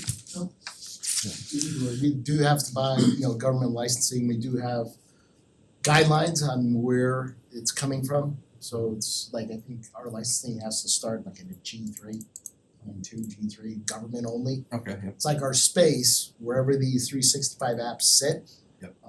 Is gotta be from a government location. Do you have the same applications available for the G3 365 pack as what you'd get if you had a permanently installed solution? I mean, it's all in. So Teams and everything is included too, cause I know we use Zoom for town Love stuff. that software. Let's throw it out. No, it's SharePoint, okay. It's all, it's exactly OneNote's in there, it's all in there. And that would be, you bring up a good point, hate to bring that next level though, we go 365, now we gotta retool employees on, okay, you have all these Microsoft tools that you can use, which is a good thing. Collaboration, file sharing and all that. Azure and a bunch of other things, okay. Exactly. I have a quick question for Lisa actually, because below the green line is your furniture replacement, right? That's the study. And is that the study? That is the study. That is the study, it's not the actual furniture replacement, okay, that's what I was wondering. Just so you know, I mentioned this to Mark, that you couldn't, maybe you give us a tour of the library to show us the furniture and the Happy to do need for the because we don't get, we just see the cost, we don't really understand, the vision of the library of the new furniture replacement. I'm just giving you an opportunity somewhere along the line that we could see why we need it, cause it's hard to Why understand. we need new furniture or why we need a study though? Well, the study and then the new furniture, because it was such a large cost for the study and then $30,000 a year for 4 years. Well, the bulk of the furniture is from 2008, and if you think about how many people come through the library a year, it's almost 500,000 people. So 500,000 people using all the furniture over the course of how many years, obviously you're gonna have wear and tear on the furniture. And Okay. also we know from COVID, we don't necessarily want upholstered furniture anymore, and the bulk of the library furniture is upholstered. Is the 18,000 more like an interior designer telling us how to do the library? I printed out my summary sheet from my page and what the study contains, cause I've heard it referred to as a spreadsheet and it's much more than that. Yeah. A library design consultant would Yeah. come do a survey of all of our furniture They would propose a 10-year replacement plan broken out year by year and prioritized by need of replacement by wear and damage. Right now, when we have to get rid of furniture because it's damaged, we get rid of it and don't necessarily replace that, so that's restricting access to the library. The study would also suggest furniture to be purchased that would go along with the style of the library. That would also take into account how the space is used, and the space may have changed since 2008. And it would also then recommend furniture on state contract or at vendor cost. So all of these things, the library does not have time to do all of this. None of the staff have time to do that. So that's why the study is important. Because it's gonna give us a plan to guide us, and it's gonna allow the furniture to be replaced in an efficient, effective, and cost savings way. And it was proposed in the year-end savings, which we didn't approve, so it's not like a new ask, it's kind of a. No, it was actually in the budget last year as well. Yes. Yeah, I It can't didn't remember, get I approved. looked at most of the budget last year, but not all. Okay, so we could be, so But it's something when we finalize, it's part of the larger discussion. If things move up or down. And was that something that you had ranked as like a high priority? It is a high priority because otherwise we're replacing furniture piecemeal and it's not cost effective. Because the staff doesn't have time to investigate everything all the time. I'm just wondering, so like when we see things like library removal underground tank, was that your priority or is that That's public works. that's what I'm trying to. That's not programming, that's Yeah. facilities. yeah, but we You're not excited about the tank? No, we spend money each But I year to want have people the to tank understand, like- inspected. So if we remove the tank, then we're not spending that money annually to have Right. it inspected. But I also want people who are not, Yeah, sure. maybe watching and they see library, like where is it coming from? It's public works. No, I think that's a good point, and it's funny because public works, we have a lot of projects that aren't really our projects, but it's part of, Correct. we just, Correct. we're here to help. Because they maintain the facilities. Yes. And again, that would not be, it's part of the facility, it's a tank that was there when we used to run the boilers off of oil, Right. don't anymore. And every year we spend a couple $1,000s to inspect it. Oh, I don't have a problem with that, I Yeah. just, it happened to be library tank was the first thing on the list and you have, library, so just clarifying where things were coming from It would for. help us save a couple of $1,000s a year. Great. To get it out. Okay. Question for Melissa. How difficult would it be to get the funding source back into these spreadsheets? For the out years for the CIP. Well, even for the current year, so when I look at the CNR right now, and I'm looking at some of the PD stuff, right, I know that's in the PD, coming out of the PD fund, or private, whatever fund that is. Private duty. Private duty fund, and stuff like that. I don't see that on here, so I have to keep going from a different sheet to a different sheet, whereas if I knew which ones we were really talking about in context of the department, like we have in years past, it might be easier to talk through. I'm just throwing that out there. I mean, Heather's been on the board longer than everybody else who's done this that way, but I just look at, I feel like I'm jumping to the, and even for the out years, I mean, I had this conversation with Mark, we don't know where all the out years are gonna be funded, but last year, the way that we're looking at the lines, it seems like that could apply here, that we'd have, these are the tradition, we're prioritizing these as the 416, and then we're prioritizing these as up to the green line for $800,000, whatever, the 300 and the 500. So then we know where we need to move things around. I just don't know why it's not in this year's, I don't, or does it have to do with ClearGov? But I found it helpful in years past, I don't know if you did or not. Oh, with the funding allocation and just the symbol? Yeah. I mean, yes, that was straightforward and easy. But I don't know why, there might be a reason it's not here, so Is this not helpful, the version that? yeah, it is that showing page the is funding helpful. source across. Yeah, it is helpful, but I don't always just look at that page, I'm usually looking at everything in the context of the whole picture, right? Yeah, honestly, it is a function of ClearGov why the full 6-year plan doesn't have the funding sources beneath it. I can't get it to break out, and I've asked them, and hopefully they can make a change moving forward. Okay, so you generated this out of the system and that that's a piece that they can't do. That's correct. Are you reporting that to them and telling them that? I already did like And they're- months ago, and they said that that's something that they can hopefully work in. The next release. Well, there was another thing too that they didn't have, I had asked you, and they didn't have it as part of the functionality, which Yeah, Damn so software. I mean, it would be manual, to be honest, it would be a lot of work, but if it's something that we Okay. need in order to make decisions, I then don't think obviously it's we'll do it. critical, I mean, for us, I don't, you may get asked that from other people, I don't know. I mean, I working my way through it, and I kind of, because I have this big list, but the big list doesn't really break it down by department or anything like that, so I don't know, it's kinda nice to see that. I'm making my own spreadsheets, I guess. The way that I'm looking at this is this the project, that we need to fund? Is it the right amount that we're funding it at? Is that the right estimate? And then as it rolls up, what are the funding sources on the pay for? Like where are we gonna pull it in and to be able to fund it, across the whole picture? And yeah, we have to know on the front end some of those pieces too in order to generate this, but especially if it's significant staff time, I'm willing to work through it and then we can come back on the end. So we're basically using this sheet is what you're saying, this sheet has all the projects on it because Well, just for this, just for CMR. for CNR, Yeah. yeah, that's what I meant, because anything that's not on here, this is all funded out of payback or reserves. Yeah. And that's what we're focusing on, cause the rest have a funding source. And the question is, how far down can we go in reserves? We don't know that yet, which is why this needs to be in order of the key projects. And we're saying we see some differences here. I think as a board, we're seeing some things that we may or may not include here or switch around. So the question is, when do we do that? Do we do that Right. at the next meeting? Do we do that at our Anytime. discussion You on the could, 24th? you can, however you wanna handle it is fine with us. If you wanted to give us some guidance now, guidance is always helpful. And we can, make the changes that you want or just send us an email.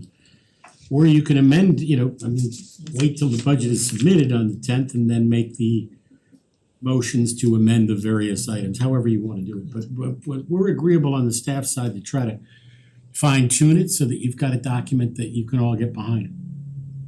Okay.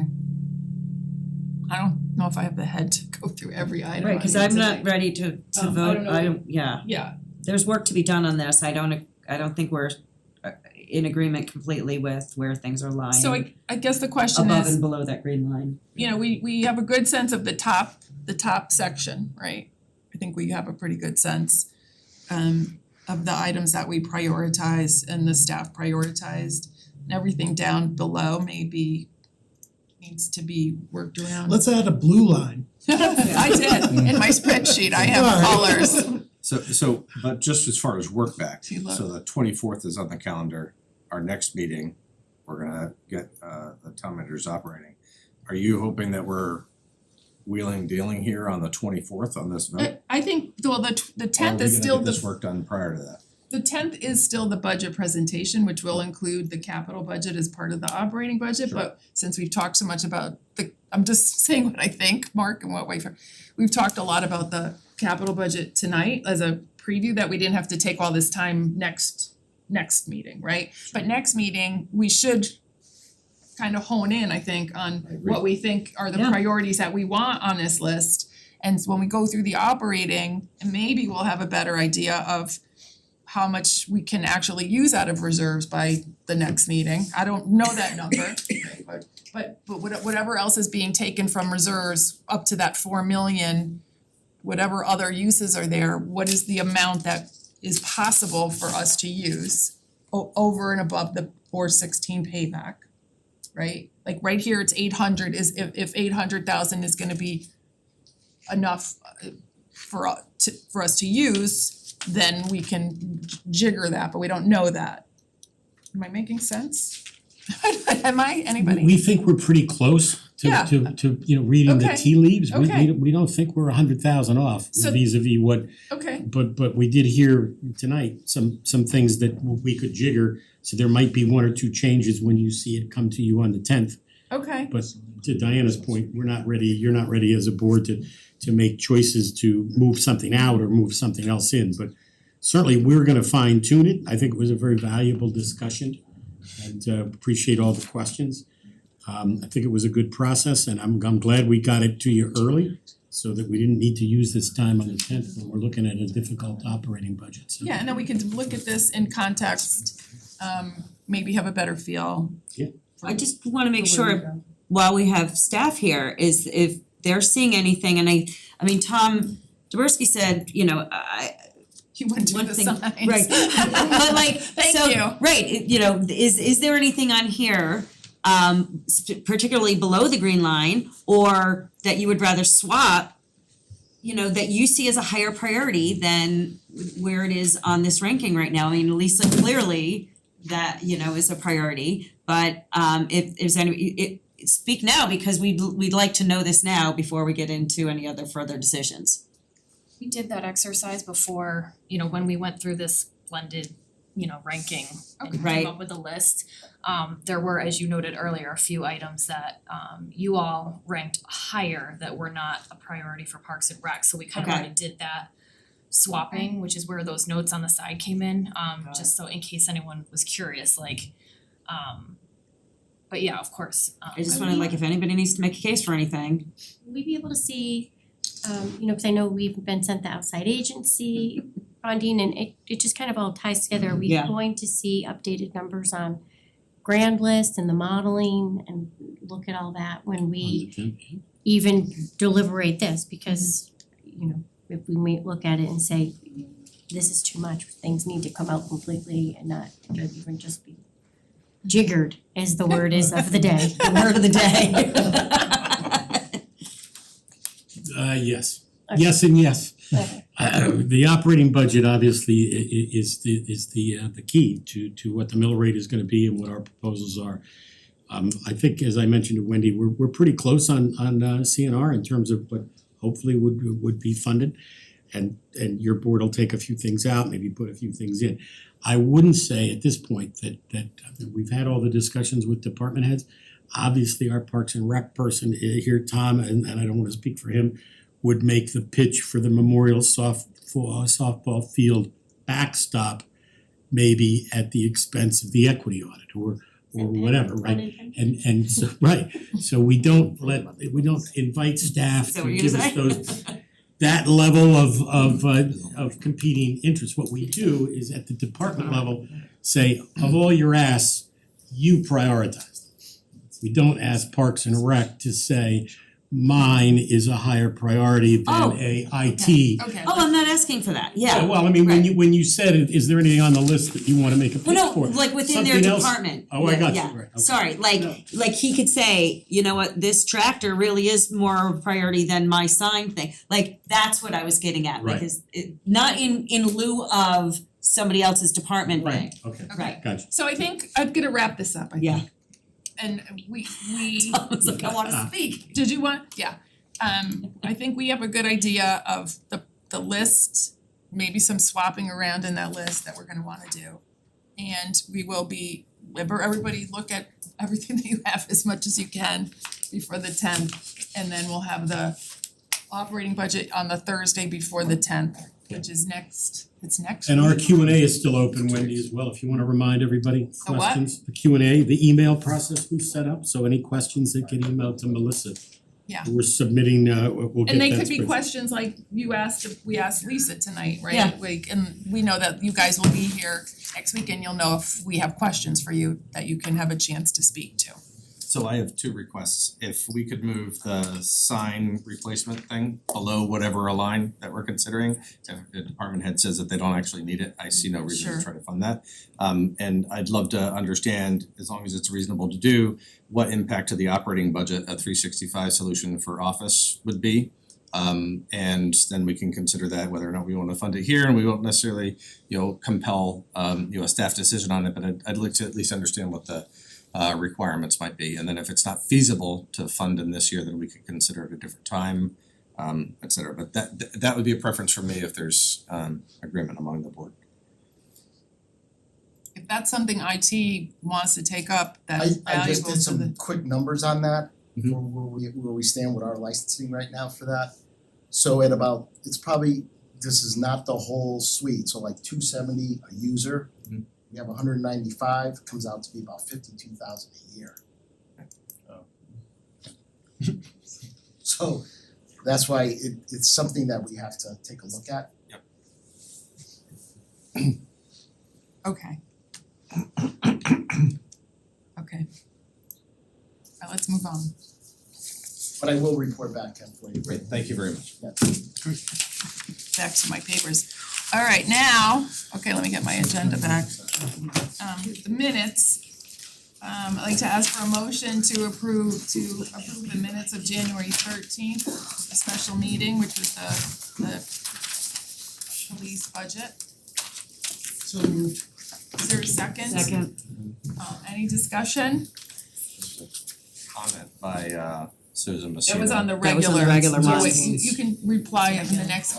All those in favor of the special meeting, say aye. Aye. Okay. Make a motion for the January 13th regular meeting minutes. Thank you, guys. Thanks, everybody. Thanks for hanging, Second. Joan. you. For what? Which one? The regular meeting minutes. Do we get Susan's? No, this is That's now we're We're doing about this. to, That's not discussion. hold it, I've got something about Wait, Susan was seeing that comment. We all What have they it. are though. So Diana made the motion, I seconded it. Okay, discussion, do you have them written? Okay, what were they, Curtis? Susan, Didn't I don't know the say. exact wording actually.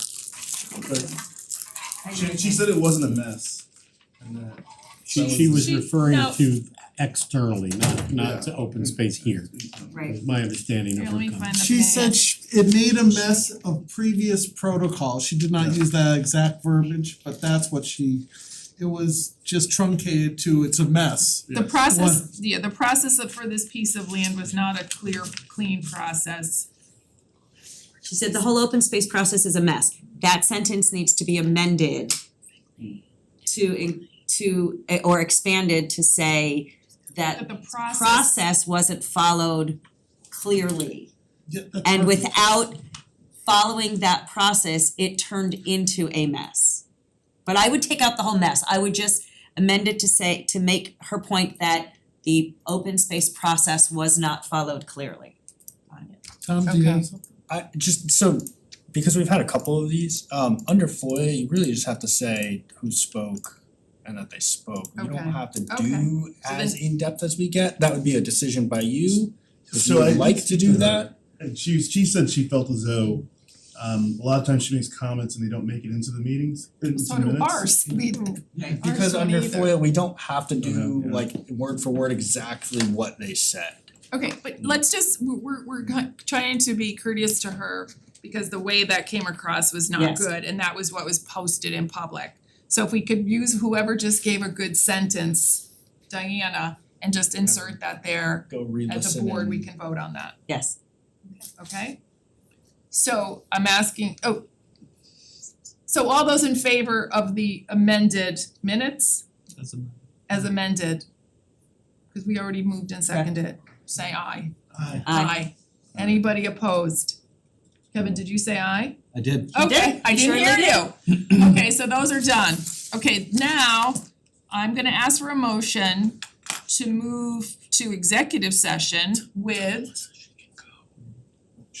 She has to leave, she's not. She's Oh, already no, doing it. thank you, Melissa. Nice to meet you, Melissa. Shut the door on your way out. So Bob D, wait, I have to say the people, cause we learned that in FOIA, we didn't. I made a mistake a you're couple right. times. I think that was, didn't Joan call Yes. me out on that? Yes.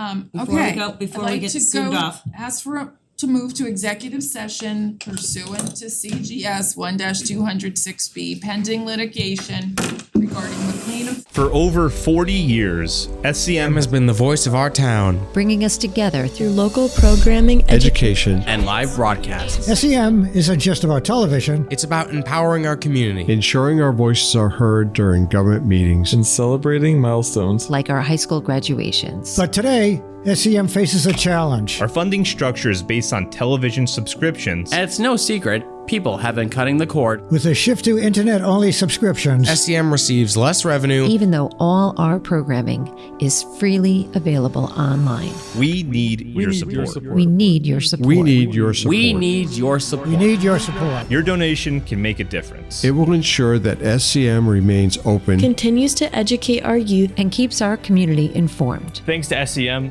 I've been honing my creative skills, helping me work towards my college degree. SCM is crucial for keeping our community connected. SCM isn't just here to broadcast local events.